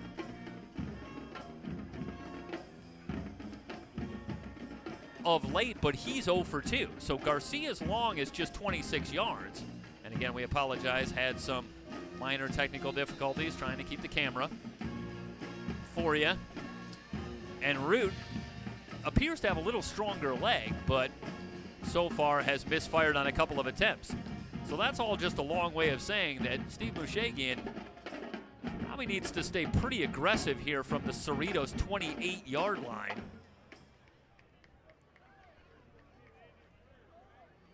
As they are well outside field goal range, facing a 3rd down and 5. So here they come. And Luton brings it back. He's got Mallory and Broski out to the near side. Alexander and Taylor split out to the left. As the Pirates working from left to right, Brown in the backfield. Luton working from the shotgun. Falcons showing blitz. Now they drop off. 3-man rush. Quick throw over the middle. Broski with the catch has the 1st down. That'll stop the clock to move the chains. He's down to the 17. Well, how quick was that play? It only took 1 second off the clock. Meanwhile, Luton quickly to the line, and he'll spike it with 18 seconds remaining. You know, at this point, frankly, the Falcons, I should say the Pirates, have 2 timeouts left. I think they really could have just called a timeout. But instead, they'll give away the down. Instead, hold on to 2 timeouts, 2nd and 10 from the Cerritos 18-yard line. Blitz coming again. Flags come in on the snap. This will probably back the Pirates up. False start again. Pirates are really piling up the penalties here in the 1st half. That'll take it back to the 22-yard line.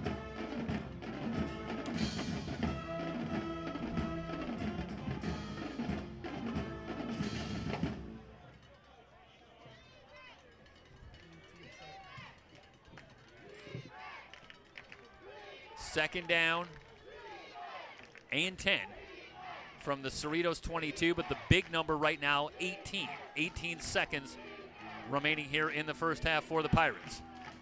Straight drop for Luton, has time. Pocket collapsing. Luton still looking downfield. He's got to tuck it and run. goes down at the 16 after a gain of about 6 yards, and he has to burn a timeout with 8 seconds remaining. And this will be the decision facing Steve Mushagian and the Pirate coaching staff. It would be a 33-yard field goal attempt from the left hash as it stands right now, and I think they only have time for one more play. So it's going to be either a shot at the end zone or Colin Root, one would assume, and a 33-yard field goal attempt.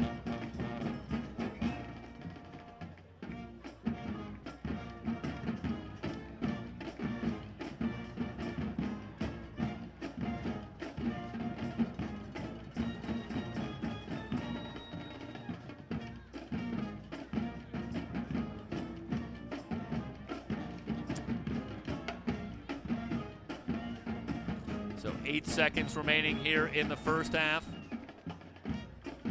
And the Pirates with, in all likelihood, one play remaining, and it's the offense returning. So Luton staying out there. Well, let's see what happens. Might they try to run one more play? They do have a timeout remaining, so they could run a quick play. Never put anything past this offense. They'll spread it out with 4 wide receivers. Taylor in the slot on the near side. Broski split out wide. Luton takes the snap. Pop flies to back of the end zone. A running catch is made. Touchdown, Ventura. Touchdown reception by Brandon Jordan. Brandon Jordan with touchdown reception number 2. Got to get the replay going. Was there a flag down on the play? We're waiting to see. No flags. Maybe a push-off. Hard to say, but either way. What a reception by Jordan. And heading into the half, the Pirates take the lead. A 16-yard touchdown pass from Luton to Jordan gives the Pirates a 7-point lead. 3 seconds remaining, so we'll have time for the kickoff here before we head into the half. As Luton finds Jordan once again. Luton up to 32 touchdown passes. We said at the top he needs 331 yards to go for 3,000 yards in the regular season. And I think he's well on his way to that number as well. What an answer by the Pirates. Running the 2-minute offense. And Steve Mushagian and Daniel Alligatis eschew the 33-yard field goal attempt and instead take one more shot at the end zone. And Luton finds Jordan for the touchdown. They're at the half at Saddleback, tied at 14. Saddleback and Orange Coast. And under 2 minutes to go, the Tigers have scored again. They are on top of Mount San Antonio College, 31-7. What an answer by the Tigers as they are well on their way to bouncing back from the loss last week to Long Beach City College. And I believe wrapping up what would be a Central Conference championship, but that's premature. Not exactly sure. The short return won't mean a whole lot for the Falcons, as that'll do it for the first half. Through 30 minutes, fireworks here from Cerritos College, and it's the Pirates who head into the locker room with a 7-point lead on top of Cerritos College, 35-28. You are watching SCFA Football here on the BC Sports Network and SoCalCollegeSports.com.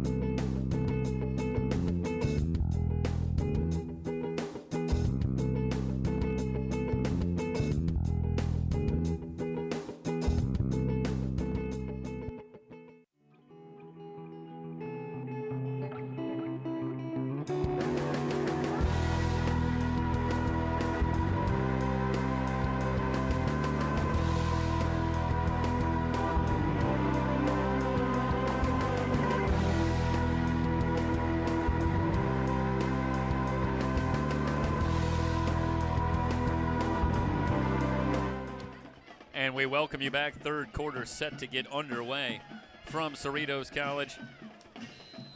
Final week of the 2016 SCFA regular season. Ventura College and Cerritos here. It's doubleheader night here on SoCalCollegeSports.com. Jeff Stoynoff here with Ventura and Cerritos, and you got Mike Zapata and the SoCal College Sports team at Riverside bringing you the Tigers and the Mounties of Mount Sac as well. McKee, who had a big kickoff return in the first half, I should say, takes it to the near side out to the 30. And that's where the Falcons will get started here in the third quarter, trailing it by 7. Well, Mitchell had a huge first half, 8 of 9 for 153 yards and 2 touchdowns. And as we said, no turnovers on either side in the first half of play.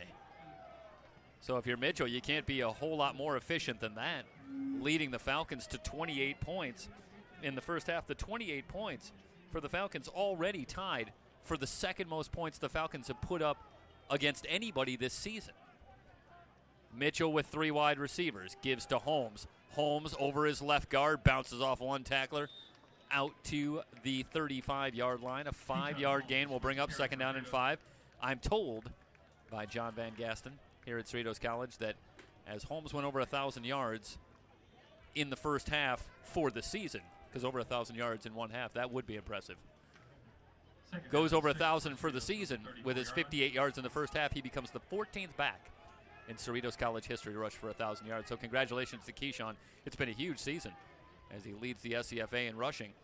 And he's on his way to 100 here against the Pirates. Gets the call here. Bauma nearly has the horse collar, but he can't quite wrap up Holmes, who spins back and picks up about 3 yards. And that'll bring up a third down and 2. Meanwhile, a little bit of extracurriculars. The players are getting to their feet as the officials quickly over to break it up.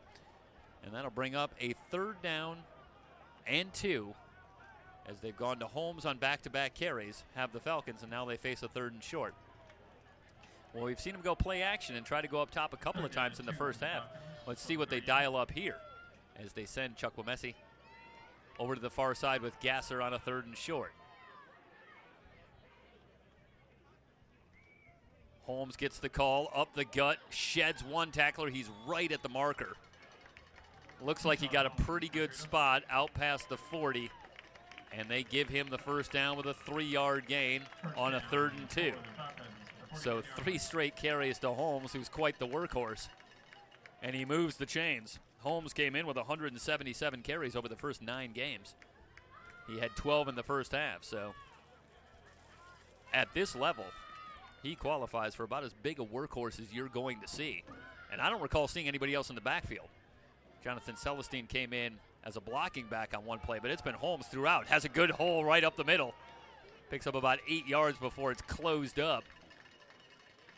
Richard Lavelle. I should say Kalai Griffin actually there with the stop.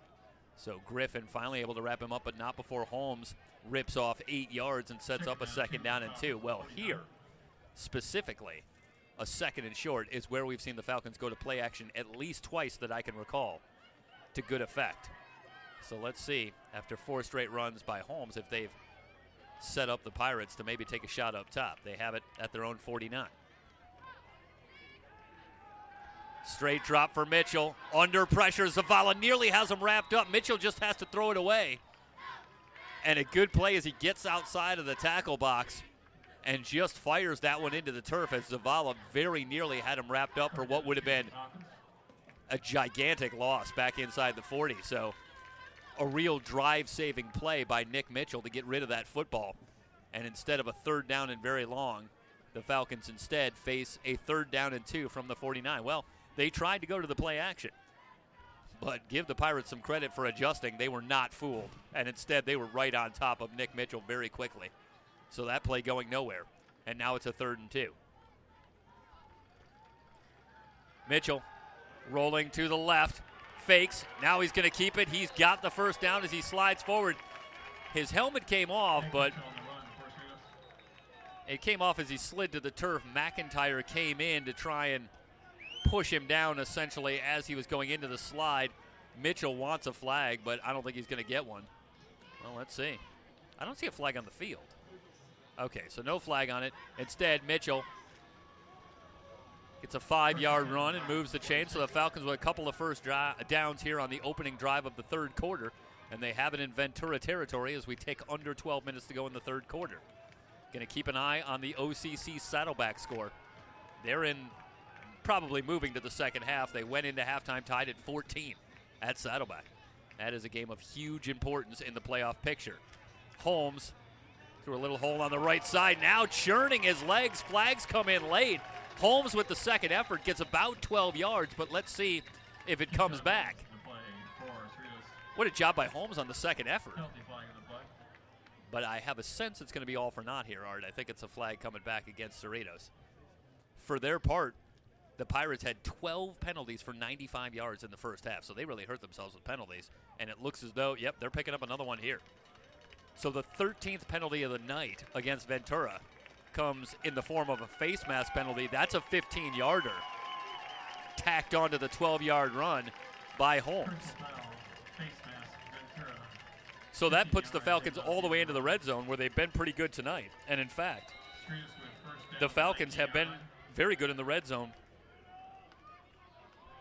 in conference play throughout. After struggling somewhat early in the season, they're 11 of 13 scoring in the red zone since conference play began. So they've gotten a lot more efficient as this season's gone on, and they have it here at the 19. Mitchell on the read option through a good hole on the right side, dives for the end zone, and he's in. Nick Mitchell, his second touchdown rushing tonight to go with 2 touchdown passes. And he's trying to match Luton score for score. He's up to 4 with a 19-yard run there. And the Falcons are back within 1 point again. Well, this is some kind of performance by Nick Mitchell. And this Falcon team, 4-5 on the season. It's been up and down. You have to give Coach Mazzotta, his staff, and this Falcon team a lot of credit. I mean, they have come here to play tonight, and this is a big opportunity for them to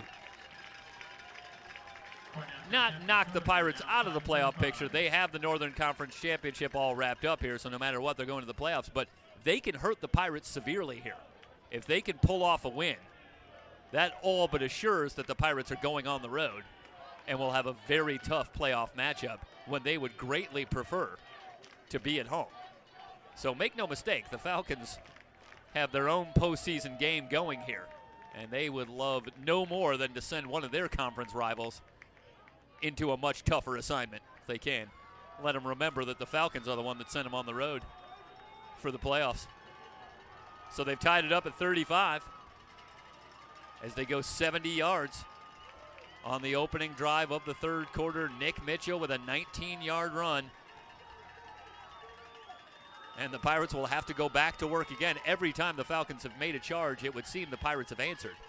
And they're going to have to keep on doing it. And I got to tell you, Art, I think this one may come down to who gets the ball last. Just starting the third quarter, but Saddleback has taken a 21-14 lead over Orange Coast College. This one off of G's hands into the end zone, and he will have to down it. So the Pirates will take over at the 25 for their first possession here of the third quarter. Will return in a tie ball game. 35 all here on SoCalCollegeSports.com.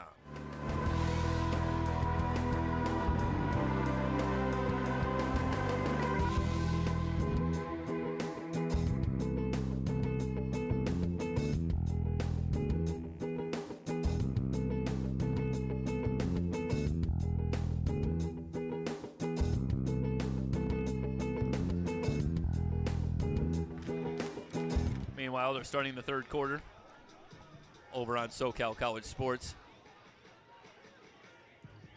Their second game, Riverside and Mount San Antonio College, and Riverside all over the Mounties, 31-7 as they start playing the third quarter. Brown gets the carry on the left side, picks up 9.5 yards, and a quick second down and short for Ventura. Well, we talk about how the Pirates have answered the call throughout this season, but Falcons giving them a taste of their own medicine, because it seems that every time the Pirates step out to a lead, here come the Falcons, very resilient. Alexander in motion. They swing it out to Alexander on the screen. Has the first down. He's out to the 40. Tries to make a move, but he's tripped up. Ezell with a good open field tackle on Alexander. A 5-yard gain by Alexander. Reception for Ventura. Gives the Pirates a first down. It was Brandon Jordan who went to town in the first half. I started to say because Alexander now with 3 catches on the night. And it could have been a lot more. He's had a couple taken back by penalties. But Jordan, 7 catches for 107 yards and 3 touchdowns in the first half. Luton going up top, looking for Mallory, who couldn't hold on. Boy, he had gotten behind Azell. And Luton put a pretty good throw out there, too. I guarantee you Kendrick Mallory would love to have another shot at that ball. So the Pirates nearly dialed up the big play. And instead, it's 2nd down and 10 as Mallory couldn't quite bring it in. Cerritos faithful getting into it in a tie ball game here in the 3rd quarter. Luton with play action, guns it over the middle. The catch is made by Broski, tripped up after he gets the first down. So Broski working the middle of the field into Cerritos territory at the 49-yard line. 1st down and 10 as these conference rivals battle it out here in the 3rd quarter in a tie ball game. 3 wide receivers to the left. Mallory solo to the right. Quick throw over the middle, back to Broski. Broski with a move at the 40. He's inside the 35, absorbs a big hit down to the 30. That was Bush who gave Broski a good pop, but not before Jonte picks up 19 yards. Another first down on back-to-back receptions by Jonte Broski, the 2nd leading receiver for the Pirates this season. So Ventura right back on the move. Receivers left and right for Luton as he looks to the far side for the play. The play clock at 11. Javernick in the slot on the right side with Mallory. Luton looking right, flushed from the pocket, still looking under a lot of pressure. He's just going to have to throw this one away. Javernick was in the area, so we're not going to see any intentional grounding. But that was great pressure up front. Finau along with Naufahu. Collins bringing the pressure. You got to give a lot of credit to this Falcon defensive line. Yes, the Falcons have gone to the blitz a few times tonight with some good results, but a lot of times it's been just this front 4 bringing some pressure. Quick screen to Mallory, falls over, and he's going to be down right there. So he makes the catch, no gain on the play. And a 3rd down and long upcoming for Ventura from the Cerritos 30. Substitutions coming in. Here comes Elijah Alexander. Broski will return as well. Still no Brandon Jordan. Well, you'd think they'd find a way to get Jordan out on the field, the way he's going to town. 4 wide receivers, Burt in motion. Blitz coming, Luton has time, wide open over the middle, Broski again. Makes a move at the 15, Broski brought down inside the 10. Washington in on the stop along with McDuffie, but Jonte Broski has 3 receptions on this drive, and he has keyed this Pirate offense. First and goal for Ventura. As Ventura locked in a tie ball game here, looking to answer once again offensively, and they're well on their way. Of course, we've talked about this season how good the Pirates have been. Tops in the SCFA in touchdown percentage in the red zone. They have it at the 8. Play action. The throw into the end zone. Javernick has the leaping catch. Penalty on the play. So let's hold everything. Javernick, who had turned into a touchdown machine in recent weeks, 2 last week, and this one will be taken off the board. An illegal man downfield. So the touchdown comes off the board. 14th penalty of the night for Ventura College. Back them up 5 yards. And it's going to be 1st and goal from the 13. I started to talk about the Pirates in the red zone. 34 touchdowns in 41 trips into the red zone this season. Not just 34 scores, which wouldn't be a bad percentage to begin with. 34 times they've gotten it into the end zone. That is some efficiency in the red zone, and it's a testament, I think, to how well they run the football, how great this offensive line is, and just how many ways they can beat you. They made it a little bit harder on themselves here. 1st and goal from the 13. Luton looking left, guns it out for Alexander. He's hit immediately. Rios on the stop after a 4-yard gain. Nice job by Alexander to haul it in. It's a second down and goal from the 9. You got Taylor on the far side. Mallory split out wide to the near side. Alexander remaining in the game. And keep an eye on Broski, number 85.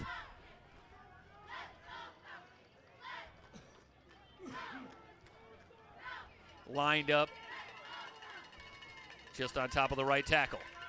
Luton on the keeper, gonna lose yardage back to the 13-yard line.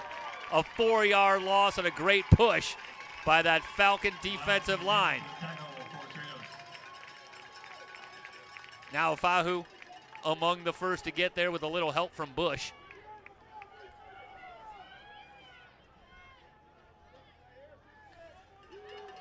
So a third down and goal from the Cerritos 12-yard line as Luton brings them to the line. Has the snap, 4-man rush, good pocket. Luton fires into the end zone, overthrows it, going for Cam Taylor, but the coverage was very good. Rios locked up with Taylor. And the Pirates with no choice here on a 4th and goal from the 12. They're going to send out Colin Root to try a 29-yard field goal. Root so far is 0 for 2 on the season, but he's got plenty of leg. So we'll see if Colin can put this one through and put the Pirates back on top. 6:42 remaining in the third quarter, so a lengthy Pirate drive is halted here at the 12. The placement down, the kick is up, plenty of leg. And Root missed it. Looked like it was wide left.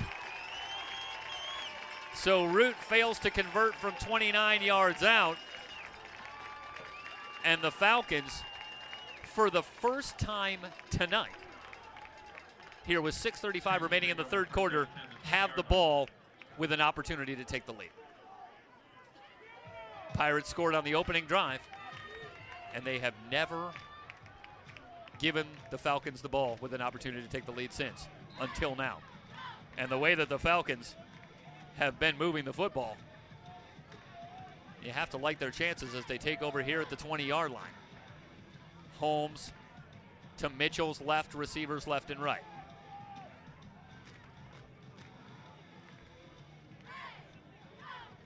Holmes will switch sides. Mitchell has the snap, nearly lost the handle, gives to Holmes, sweeping to the far side. He's got running room.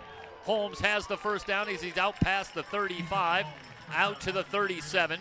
A 17-yard run for Keyshawn Holmes. And the Falcons go right to work offensively. Falcons with first down, the 37-yard line. Well, I think it's easy to point to the penalties for the Pirates, maybe a couple of missed opportunities. But I think at the end you have to give an awful lot of credit to this Cerritos Falcons squad. They have really picked it up, particularly offensively. As they go to work first and 10 at the 37. Holmes up the middle for a gain of about 4. I have to really like the way that Keyshawn Holmes, maybe slightly undersized, but good acceleration. Really hits the hole. He's not a guy who's been thrown for a loss or a short gain very often. Has a way of hitting the hole, finding his lane and hitting it hard and picking up positive yardage on a consistent basis. Second down and 6 after the 4-yard carry. Holmes off tackle on the left side, tries to cut it back, got a couple.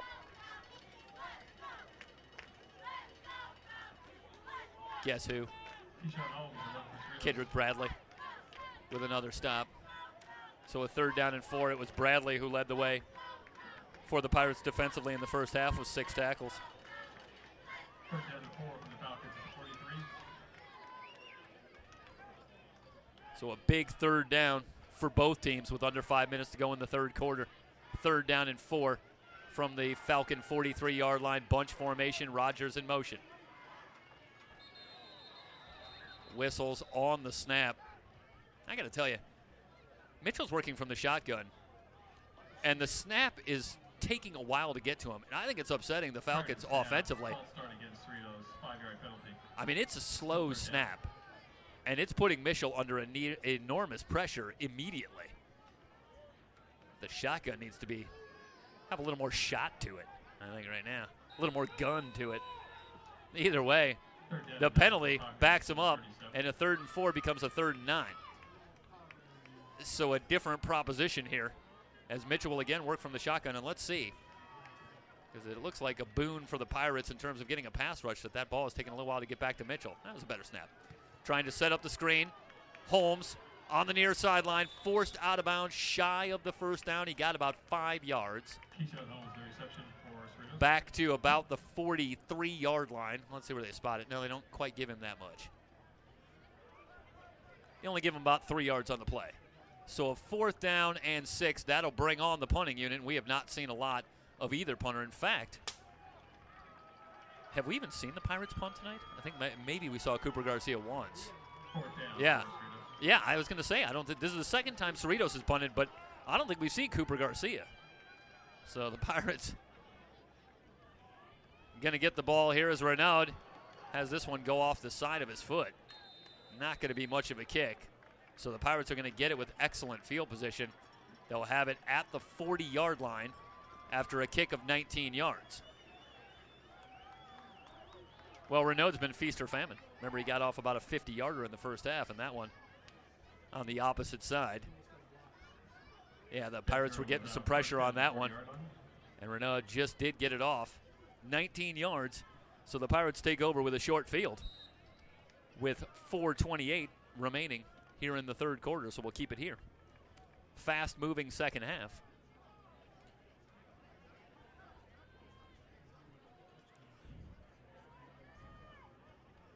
So Brown on in the backfield with Luton. As they have receivers left and right on 1st and 10.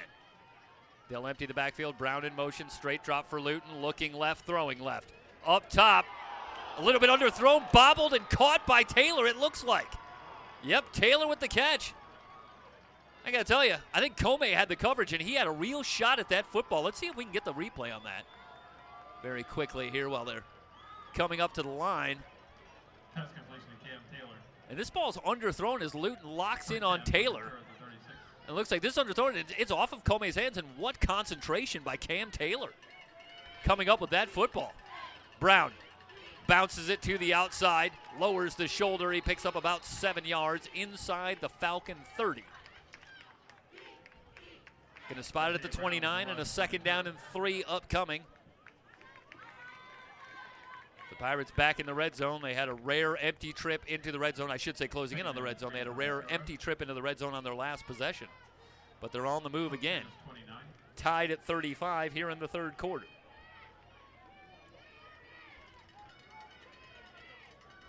Play clock at 13. Luton has the snap.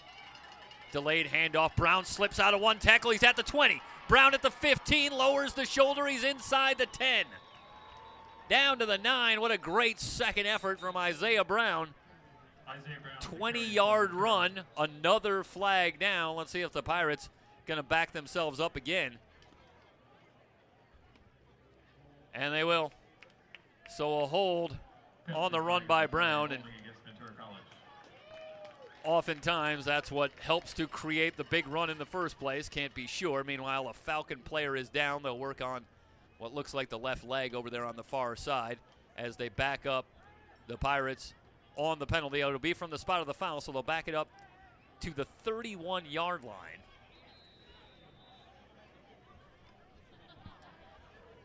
And that'll make it 2nd down and 5, so they only lose 2 yards on the play. Of course, what they really lose is the 20-yard gain that they had from Isaiah Brown. Fa'amatu all the way down there. Dylan Fa'amatu. All the way down inside the 10. Pretty good hustle from the big man. And he's able to walk off under his own power as they were working on the lower left leg, and might have been a cramp. Either way, Dylan heads to the sidelines, and it'll be 2nd down and 5 as we get back underway. Receivers left and right for Luton. Again, they send the man in motion. The blitz coming. Luton feeling the pressure. He's going to be sacked. Na'afahu able to wrap up Luton. And that Falcon front line continues to bedevil this offensive line for the Ventura College Pirates that has really been lights out all season. So Na'afahu picks up the big sack. And what was a 2nd and 3 after a penalty and now a sack turns into a 3rd down and 11 from the Falcon 37-yard line. Luton has the snap, 3-man rush, sets up in the pocket, has time, over the middle, Broski wants a flag. Washington had the coverage as the ball's incomplete. So a 4th down and 11. Well, wait, now we do have another flag. Yeah, over on the far side. Penalty on the play. Well, the Pirates have certainly hurt themselves with penalties. Let's see if they can catch. Oh, this is a big call. It's a call against Cerritos. So what would have been a 4th down becomes an automatic 1st down with defensive holding on Cerritos. And that was over on the far side, so I don't think that was on Washington in his coverage of Broski, which makes it an even harder penalty to swallow if you're a Falcon fan, because it didn't even really impact the play. Nonetheless, the 1st down for the Pirates, as ironically, maybe the biggest penalty of the night, goes against the Falcons. They have it now 1st and 10 at the 27. Burt on the screen, and he dropped it. Cohen incomplete.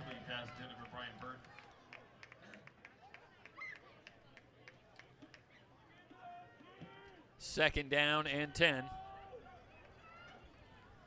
Burt had a couple of catches for 42 yards in the first half, including a big 36-yard gain on a screen pass.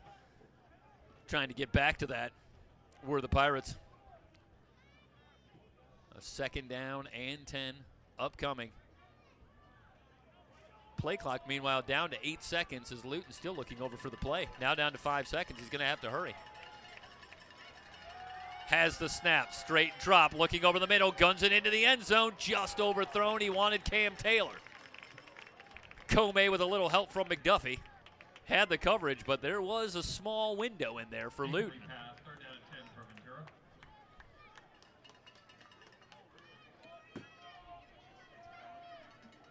3rd down and 10 after the incompletion. Should tell you that Luton needed 331 yards to go over 3,000 yards on the season here tonight. He had 332 in the first half. Faces a 3rd and 10, going back over the middle, skinny post. It's a touchdown for the Pirates. Touchdown reception by number 23, Tanner Gee. It was Tanner Gee on the reception, coming out of the backfield. We'll get the replay.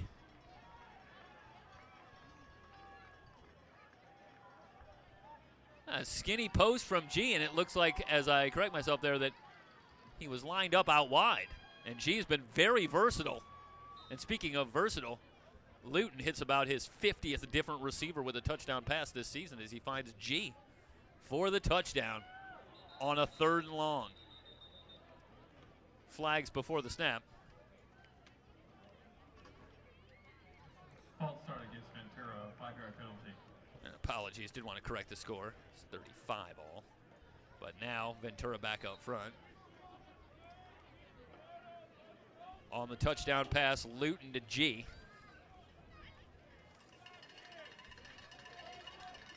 And we'll await the extra point from Root. Up and good.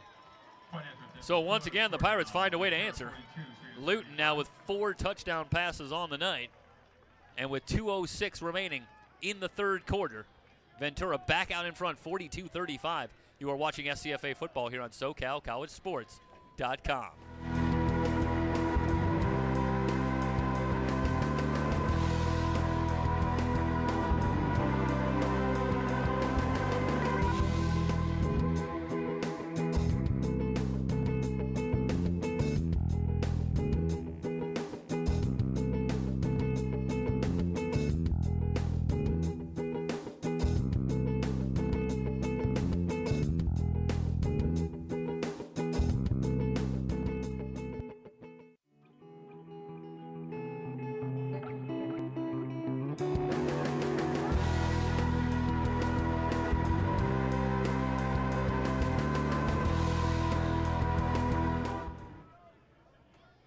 The Falcons will have to answer once again. They've come back from a 14-point deficit on a couple of occasions already, and now they find themselves trailing once again, back down 7, as the Pirates, on a touchdown pass from Luton to G, go back out in front 42-35.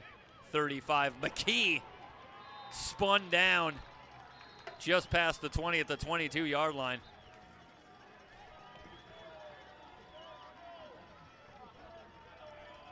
Ioware Soleil on the tackle. Pretty athletic play from Soleil, the defensive lineman. Well, to reach out and wrap up McKee. McKee had a big return early in the game, setting up the Falcons in Pirate territory. So a nice job on kick coverage by the Pirates.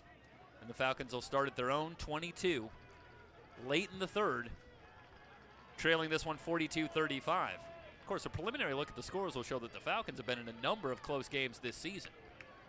5 times, games decided by 1 touchdown or less. Haynes trying to get the corner out past the 30 to the 33-yard line. Pickup of 11 yards for Keyshawn Holmes. Call it 12 to the 34. Falcons 3-2 in games decided by 7 points or less this season. They've had a number of close calls on both sides so far this season. Meanwhile, for the Pirates, they haven't been in a game decided by 7 points or less since week 2. Their first 2 games were decided by a touchdown or less, but after that, the Pirates in largely one-sided games. Straight drop for Mischel, completes the pass out near midfield. Asher Klassen, 6'7", 270-pound tight end, and a good reception by Klassen. Out to the 48, good hands. 2 plays, 2 first downs, and the Falcons out towards midfield. First down for the Falcons from the 40. Counting down to a minute to go here in the third quarter. They'll spread it out with receivers left and right. Pirates starting to crowd the line. 1st and 10 from the Cerritos 48. Holmes trying to cut it back, and he's wrapped up after a gain of 3.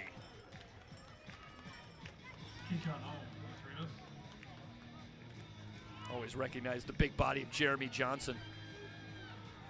Wrapping up there from his defensive tackle spot. Jeremy Johnson, 6'5", 317. I got to tell you, Art, I think they lowballed the height. I think Jeremy's a little bit taller than that. He certainly looks every part of 317. Yeah. Nice job there, sliding to his left to bring down Holmes after a gain of 3. 2nd down and 7 on what very well likely will be the last play of the third quarter. Holmes tries the right side again. Nothing doing. A pickup of a yard, maybe 2. Bradley leading the charge with a little help from Zavala. And as the third quarter comes to a close, when we return, the Falcons will face a 3rd down and 5 just inside Pirate territory. You are watching SCFA Football here on SoCalCollegeSports.com.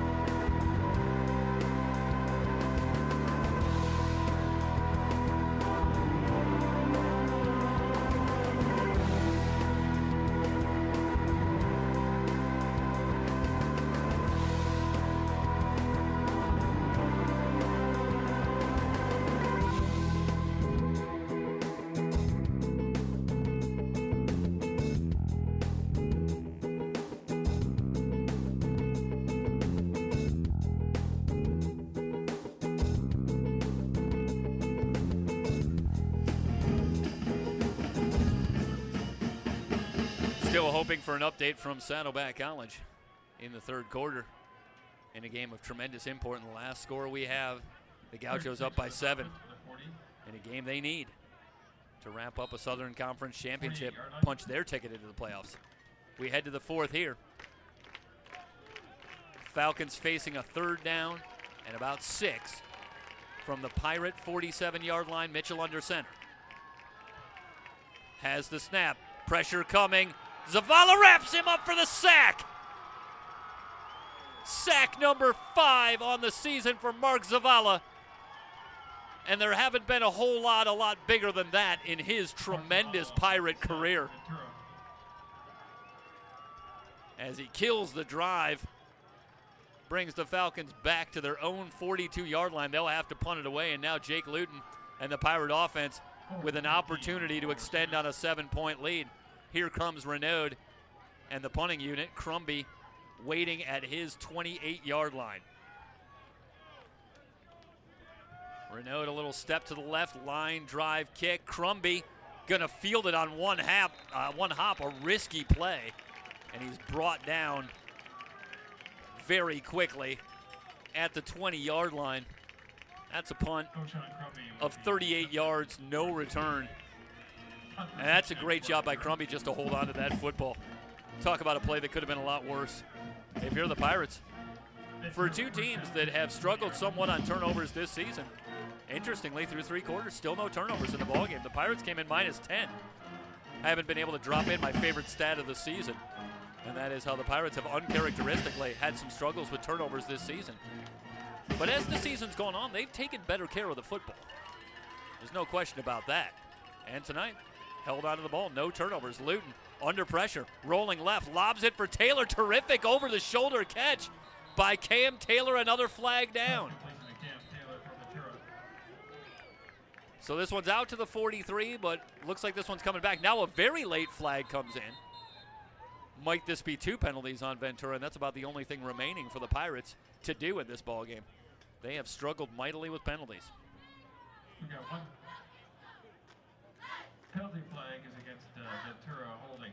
So it's a holding call against Ventura. Art prescient again with the call. I still don't know what the late flag was over on the near side, near where Taylor made the catch. Of course, as they back it up, Pirates won't be able to move too far. They started at their own 20, so 1 penalty is really all they're going to be able to assess.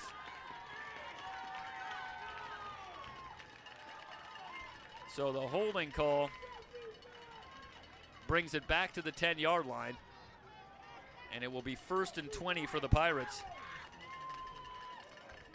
Okay, so they are going to assess both penalties. There's an unsportsmanlike call. So 2 penalties take the Pirates all the way back to their 5-yard line. So combined 15 yards in penalties, and it's a 1st and 25. And now Luton will have to work from his own end zone. 42-35. Ventura clinging to a 7-point lead. Keep an eye on our other game, Riverside Mount Sac. Tigers most impressive, leading in the second half over Mount San Antonio College. Handoff on the right side and another sizable gain for the Pirates. Isaiah Brown rumbling into the Falcons secondaries all the way out to the 26. Well, when you're facing a 1st and 25, one thing that helps is just to be able to rip off a 21-yard run. So Brown makes it a 2nd down and 4.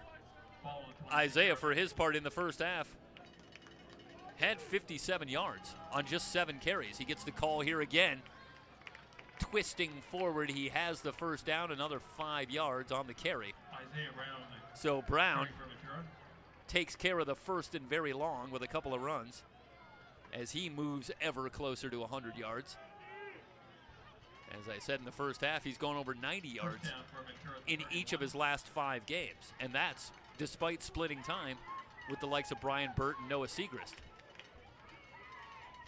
as well as Peralta late in games as well. Luton airs it out on the far side, looking for Mallory. A lot of contact over there. And we have another flag down.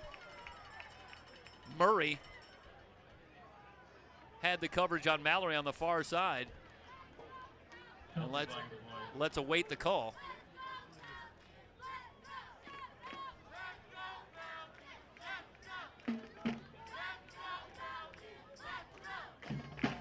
So the flag goes against Cerritos.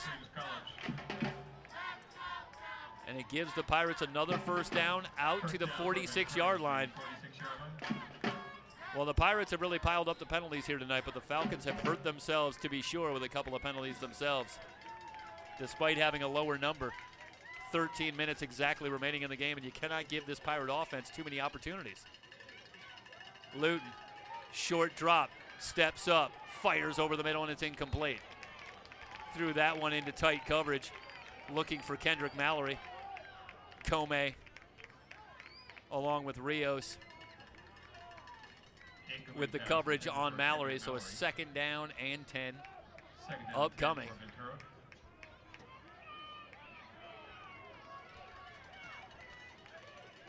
The Pirates start to slow it down, at least slow it down by Pirate standards. Play clock still at 13 as Luton has the play, sends Brown in motion, swings it out, and he just overthrew it. Looking for Isaiah Brown. And it's a third down and 10 now quickly. Ventura, for their part, in the first half, 6 of 7 on third downs, and they picked it up here in the second half as well. They have converted on a couple of third downs here in the second half to keep drives alive. Even as the scoring has slowed, it was 35-28 at the half, each team with a touchdown in the second half. Luton has the snap, looking left, has time, lobs it over the middle, catch is made, another first down. Cam Taylor, no, it's Kendrick Mallory, working over the middle. Luton does a nice job, puts a little air under this throw. Take a quick look here. That's a nice job by Luton. Didn't gun that one, but put it right on the mark. Mallory with a big third down reception.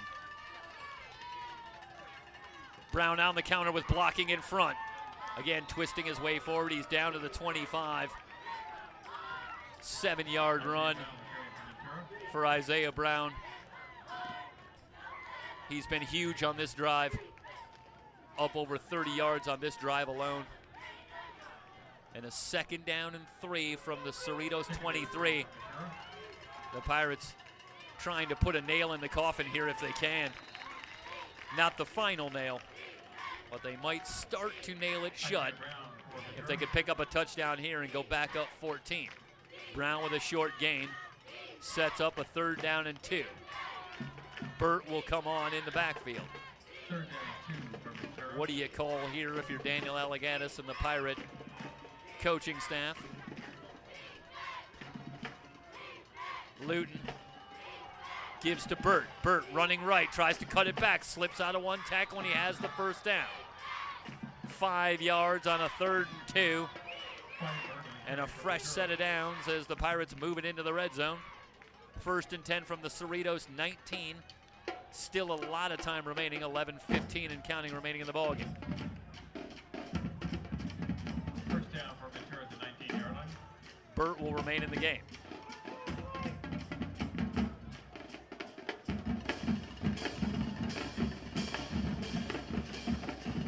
Mallory split out wide to the right. He leads the Pirates with 9 touchdown receptions on the season.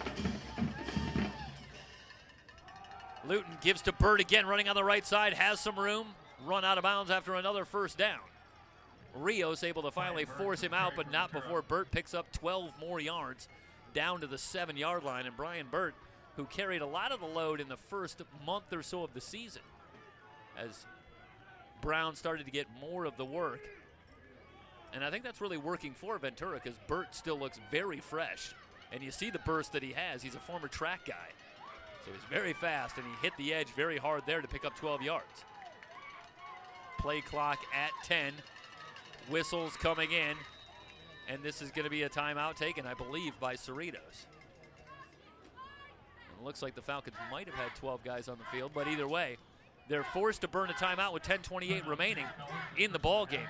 The Pirates on the move, leading it by 7 here on SoCalCollegeSports.com.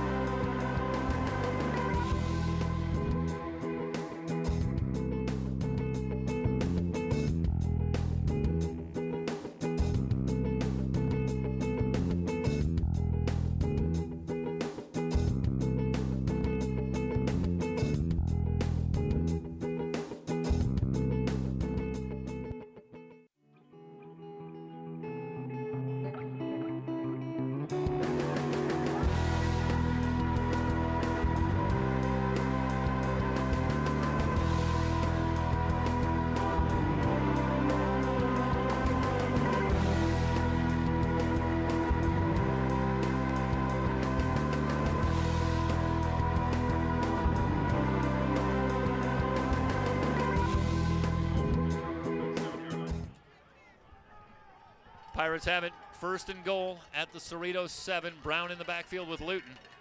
3 wide receivers split out to the left. Now they send Mallory in motion.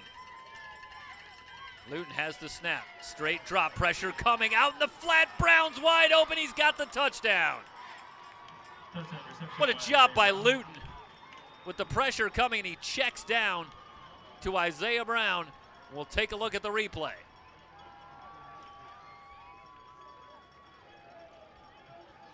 There you go as he faces the pressure. Nobody on Isaiah Brown. Extra point pending here. 48-35. But I got a lot of faith in Colin Root. He's been pretty good on extra points so far this season. 29 of 30 coming into tonight. Placement down. Kick is up. And Root puts it through. 14 unanswered for Ventura College, and with 10:23 remaining, it's now 49-35.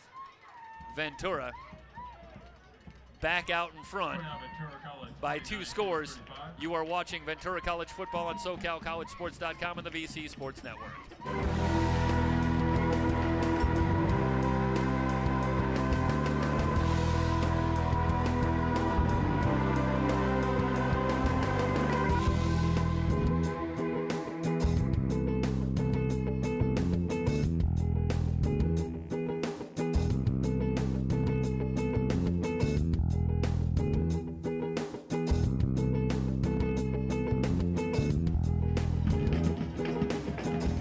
7 minutes to go in the 4th quarter at Saddleback College, and the Gauchos now lead at 28-14. So they're getting a challenge from the Orange Coast College Pirates, but thus far they have responded. In fact, it's 21 in a row for the Gauchos, and they now lead it by 14, trying to lock it up.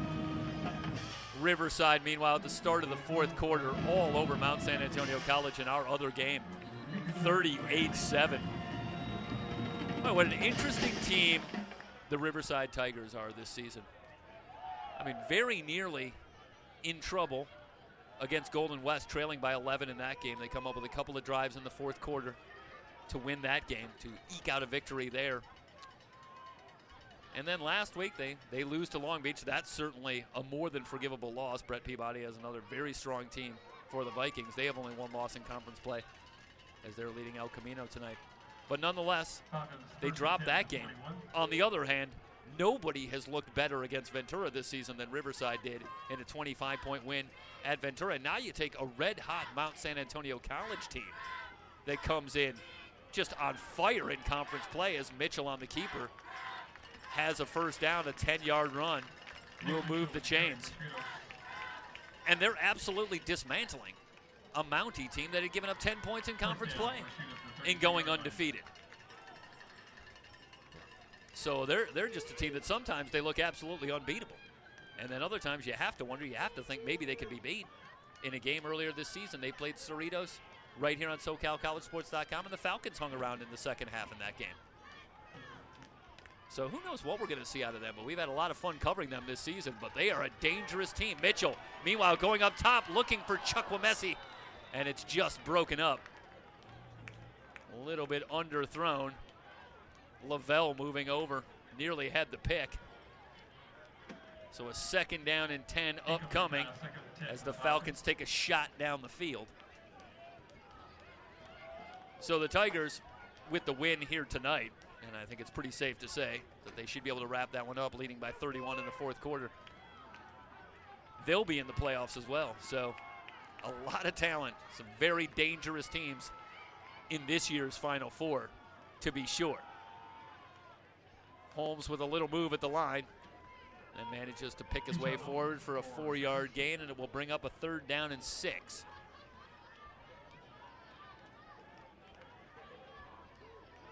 Saddleback, assuming they can hold on. A Fullerton team that's been very impressive, only 1 loss. Their 1 loss was a 4-point loss to Saddleback. So I think we're looking at a situation here where any of the teams in the Final Four have a very real shot at going to the state championship and winning it.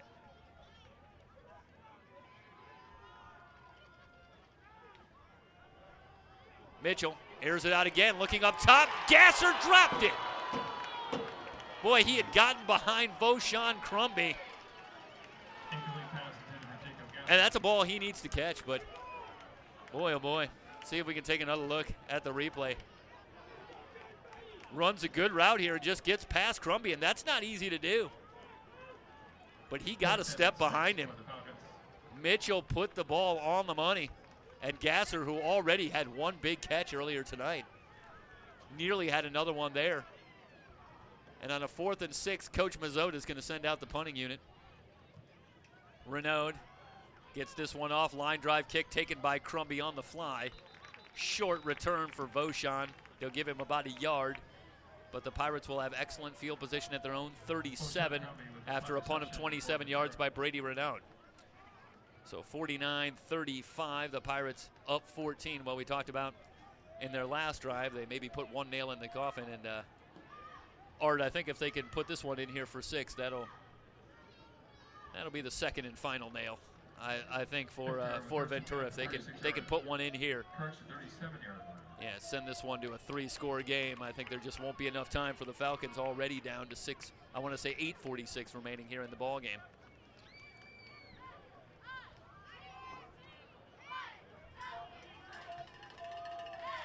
So Luton on with a 1st and 10 from the 37. Brown on the inside, handoff, hitting the backfield. Now Fahu. Another good play from TJ.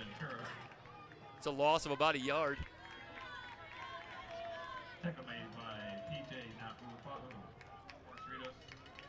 that's a rarity there. Brown stopped for no gain, might have even lost a yard on the play. Movement on the side, and this is going to draw a whistle. That was Bobby Johnson coming off the edge. I think he got an early start. No, I'm only going to say he was drawn off. Well, I don't know why I'm surprised about that. The Pirates are on their way to about 20 penalties here tonight.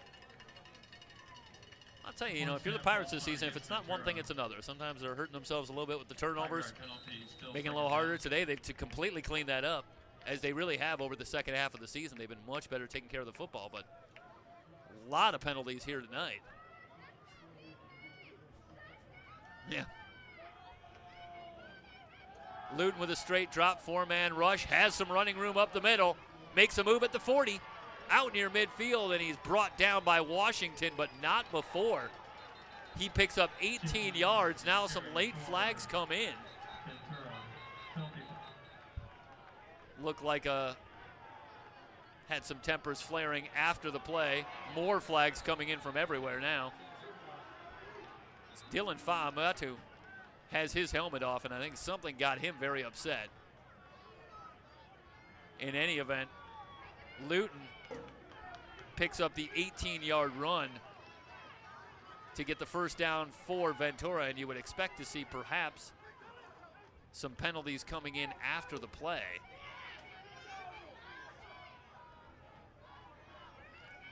We'll wait and see as the officials sort it out.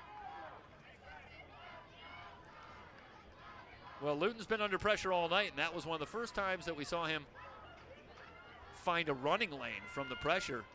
I think the Falcons have done a very good job of not simply putting pressure on Luton, but also staying at home, taking away some running lanes, because Luton hasn't had a lot of opportunity to scramble, and he's been very good at that throughout the season.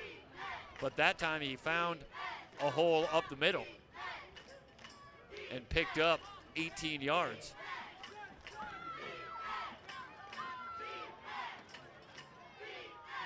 So a personal foul against Cerritos. And that's going to take it from the 50. And they're just going to keep on walking. So are they calling 2 personal fouls on Cerritos and a player ejection? So 30 yards in penalties, and we make the point that the Pirates have picked up a lot of penalties here tonight, but the Falcons also starting to add to their total, and they have been some costly penalties. That cost them 30 yards right there. And it takes the Pirates all the way down to the Cerritos 20. Ventura now has where they will have it 1st and 10.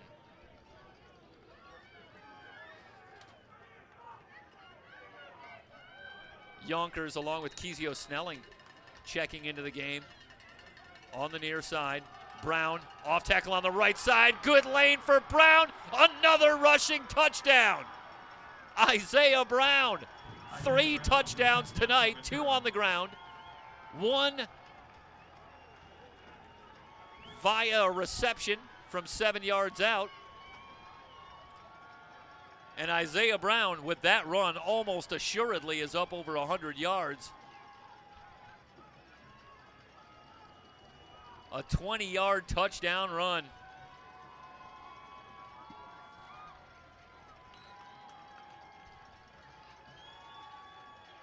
And Isaiah Brown pushes it out to a 20-point lead, 55-35. And I think the Pirates have finally managed to put away this very game Cerritos Falcons squad, as they have opened up their largest lead of the night. 7:54 remaining, and Ventura now leads at 56-35 here on SoCalCollegeSports.com.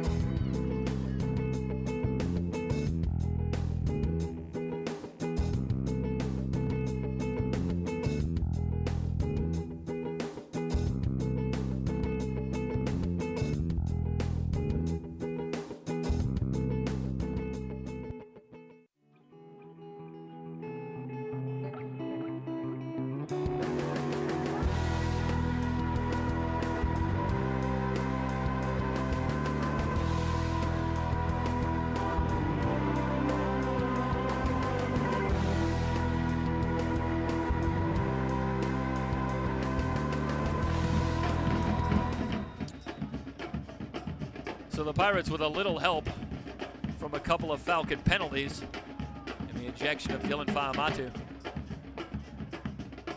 take this one 63 yards to the end zone. Isaiah Brown from 20 yards out, and Ventura now with a 21-point lead. Petrie on the return on the far side. He's out to the 30-yard line, and midway through the fourth, that's where the Falcons will go to work.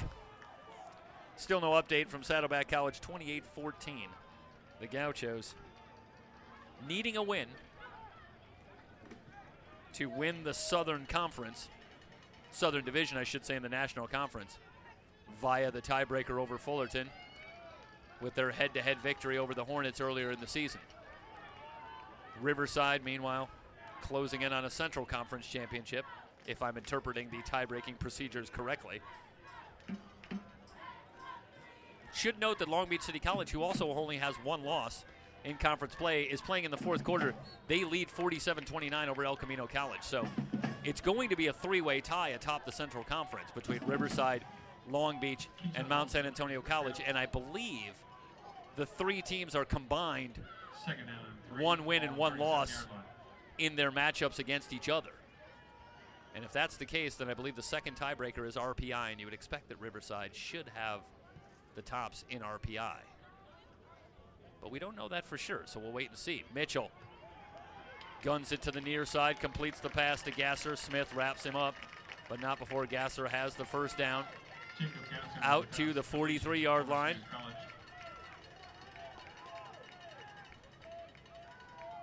The Falcons working quickly, have it to the 43, 1st and 10 as we wind under 7 minutes to go in the ballgame.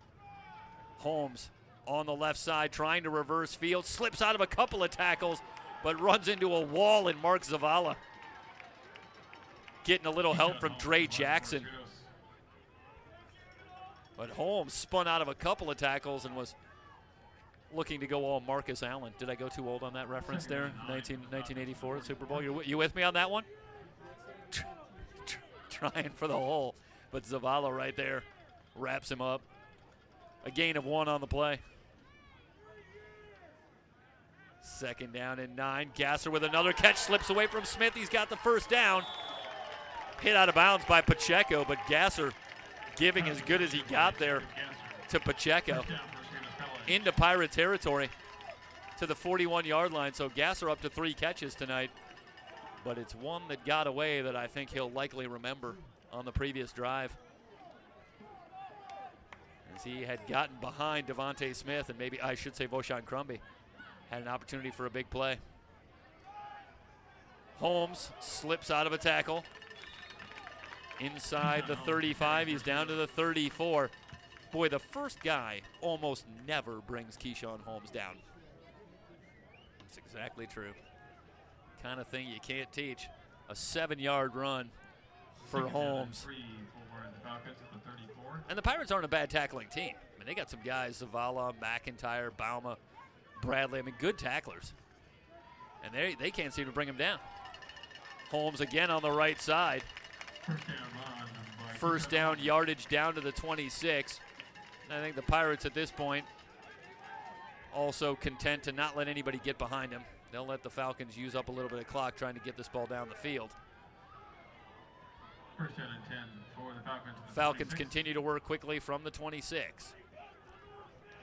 They'll go back to Holmes, cutting it back to his right, falls forward. He's down to the 22. A 4-yard run, ticking down to 5 minutes remaining in the ball game. 56-35.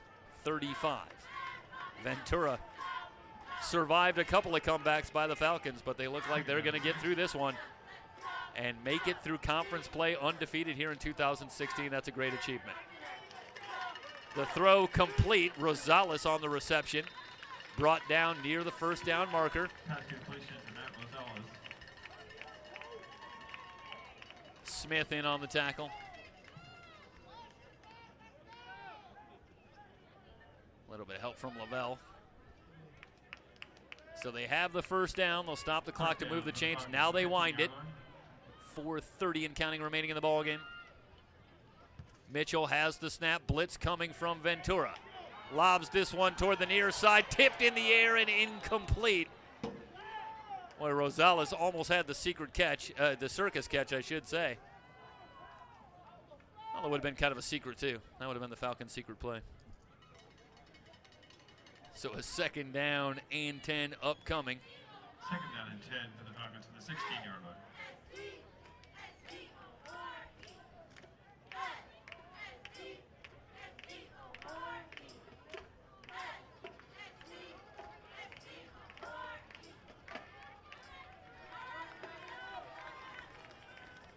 Mitchell brings him to the line. He's going to have to take a timeout here. Didn't like something that he saw, so Mitchell will take the timeout. That's the first timeout of the second half for the Falcons. We'll step aside. 56-35, Ventura on top of Cerritos. You're watching SCFA Football here on SoCalCollegeSports.com.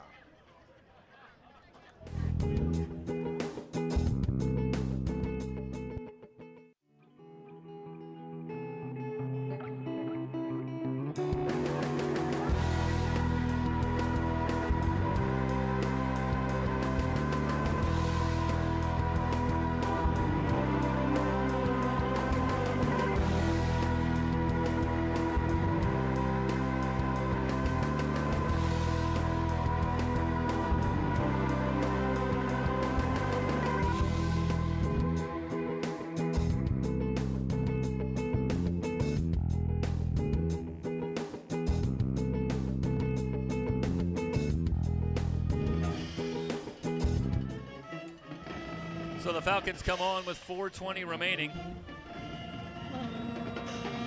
They have it down to the Pirates' 16-yard line. Second down, 10 yards to go. Bunch formation as Mitchell looks over the Pirate defense. Has the snap. They drop off. Pressure coming from the edge. Zavala manages to trip up Mitchell. He did get the ball out as he was going down. But I think they're going to say that Zavala got the stop. And indeed they are. They're going to mark it back at the 19. Second sack of the night from Zavala. What speed off the edge. They'll spot it at the 18. It's a loss of a couple. Third down and 12. But perhaps the most significant part about that play is that the clock continues to run because it's a sack on the play. So 3:48 and counting. Falcons taking more time off the clock as they face a third down and 12 from the Pirate 18. Again, they stick to the bunch formation. Pirates showing blitz. Here they come. Good time for Mitchell into the end zone. Nearly intercepted. Dre Jackson over on the far side had both hands on it. Manages to break it up. Rosales was the intended target. Incomplete pass. 4th down and 12 coming up. The Pirates with a chance to salt this one away completely if they can finish off this drive and stop the Falcons here. They already lead it by 21.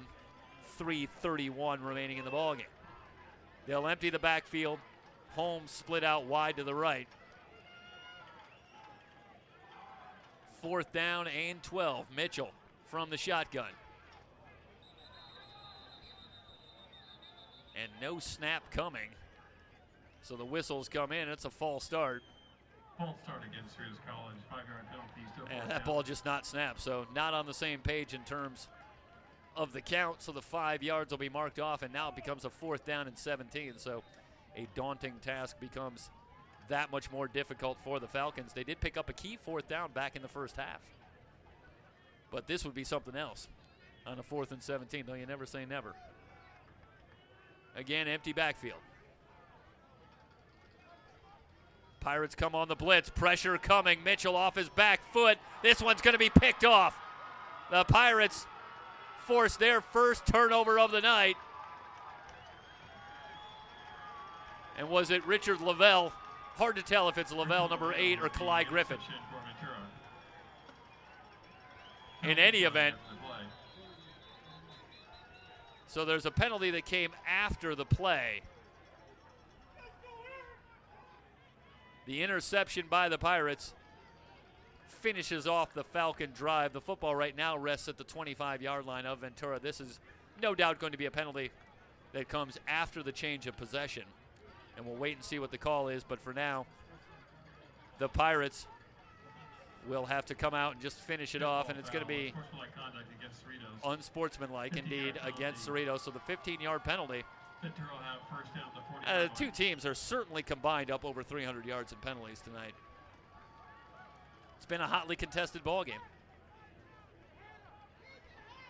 And I think despite the penalties, well played on both sides. Only one turnover in the game, and you have to give a lot of credit, I think, to both offenses. Came to play here tonight, and the Pirates averaging nearly 42 points a game on the season, and that number will continue to go up as they got 56 on the board. Handoff straight ahead, and it looks like it's Peralta who's come in along with Connor Reagan. So Coach Steve Mushagian's going to go to the backups here to finish it out. Peralta going nowhere on the 1st down carry. And Peralta had a big game last week.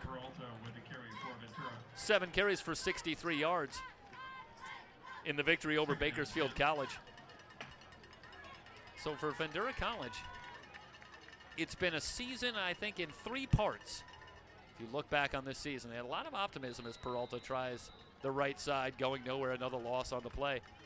Started out 3 wins in a row, including a victory over Mount San Antonio College, a big 5-point win, a very dramatic win. Go on the road and beat Orange Coast, and things were looking up for the Pirates, a 3-0 start, a lot of talent. And then they ran into a buzzsaw, back-to-back losses at home against Riverside, then on the road at Saddleback, and they lost both games by 20+. And it looked like at that moment you weren't sure how the Pirates were going to respond, where this season was going to go. They still had a lot of talent. They certainly were losses that you could understand against some of the best teams in the SCFA. But at that point, they were 3-2. And wondering how this team might respond in conference play. And that brings it to part 3. And 5 straight wins in conference play. Running away with the Northern Division Championship and a playoff spot. And now I guess the only question left is what's going to happen when they get another crack at one of those top teams? And that's what's going to happen. It's likely going to be Riverside, Saddleback, maybe Fullerton. You have to see how the seeds shake out. But no easy ones left, and in fact, nothing left but the very best the SCFA has to offer. And I think you have to be fair to this Pirate team. Peralta threw a big hole. Still on his feet, he's inside the 20, down to the 15-yard line. And I believe that's Noah Segrist. So Segrist rips off a huge run, 36 yards down to the 14. Meanwhile, the game clock down to 1:28 and counting. But the Pirates next week as it stands right now, are likely going to get either Saddleback, Riverside, or Fullerton. And so far, when they've stepped up to that top-level competition, it's been somewhat mixed results. They did get the win over Mount Sac, but they struggled against Saddleback and Riverside. But the remaining part of this story that's still to be told is, after this run in conference play, is this a different Pirate team? Have they risen to another level? Will it be a different result this time around when they get one of those teams again? And that's what we can look forward to next week. And, of course, I think it goes without saying that we're going to have it for you here on SoCalCollegeSports.com. So we hope you will check in with us and see how this story finishes out. Going to take one more stab, see if we have an update. Meanwhile, for the Falcons, it's been a disappointing season here in 2016 with the loss here. They'll finish up at 4-6. They'll miss out on postseason play for the first time in a number of years. Going back the last 3 years, they have a combined record of 22-10 and 3 postseason appearances going back the last 3 years. So they've been very good of late.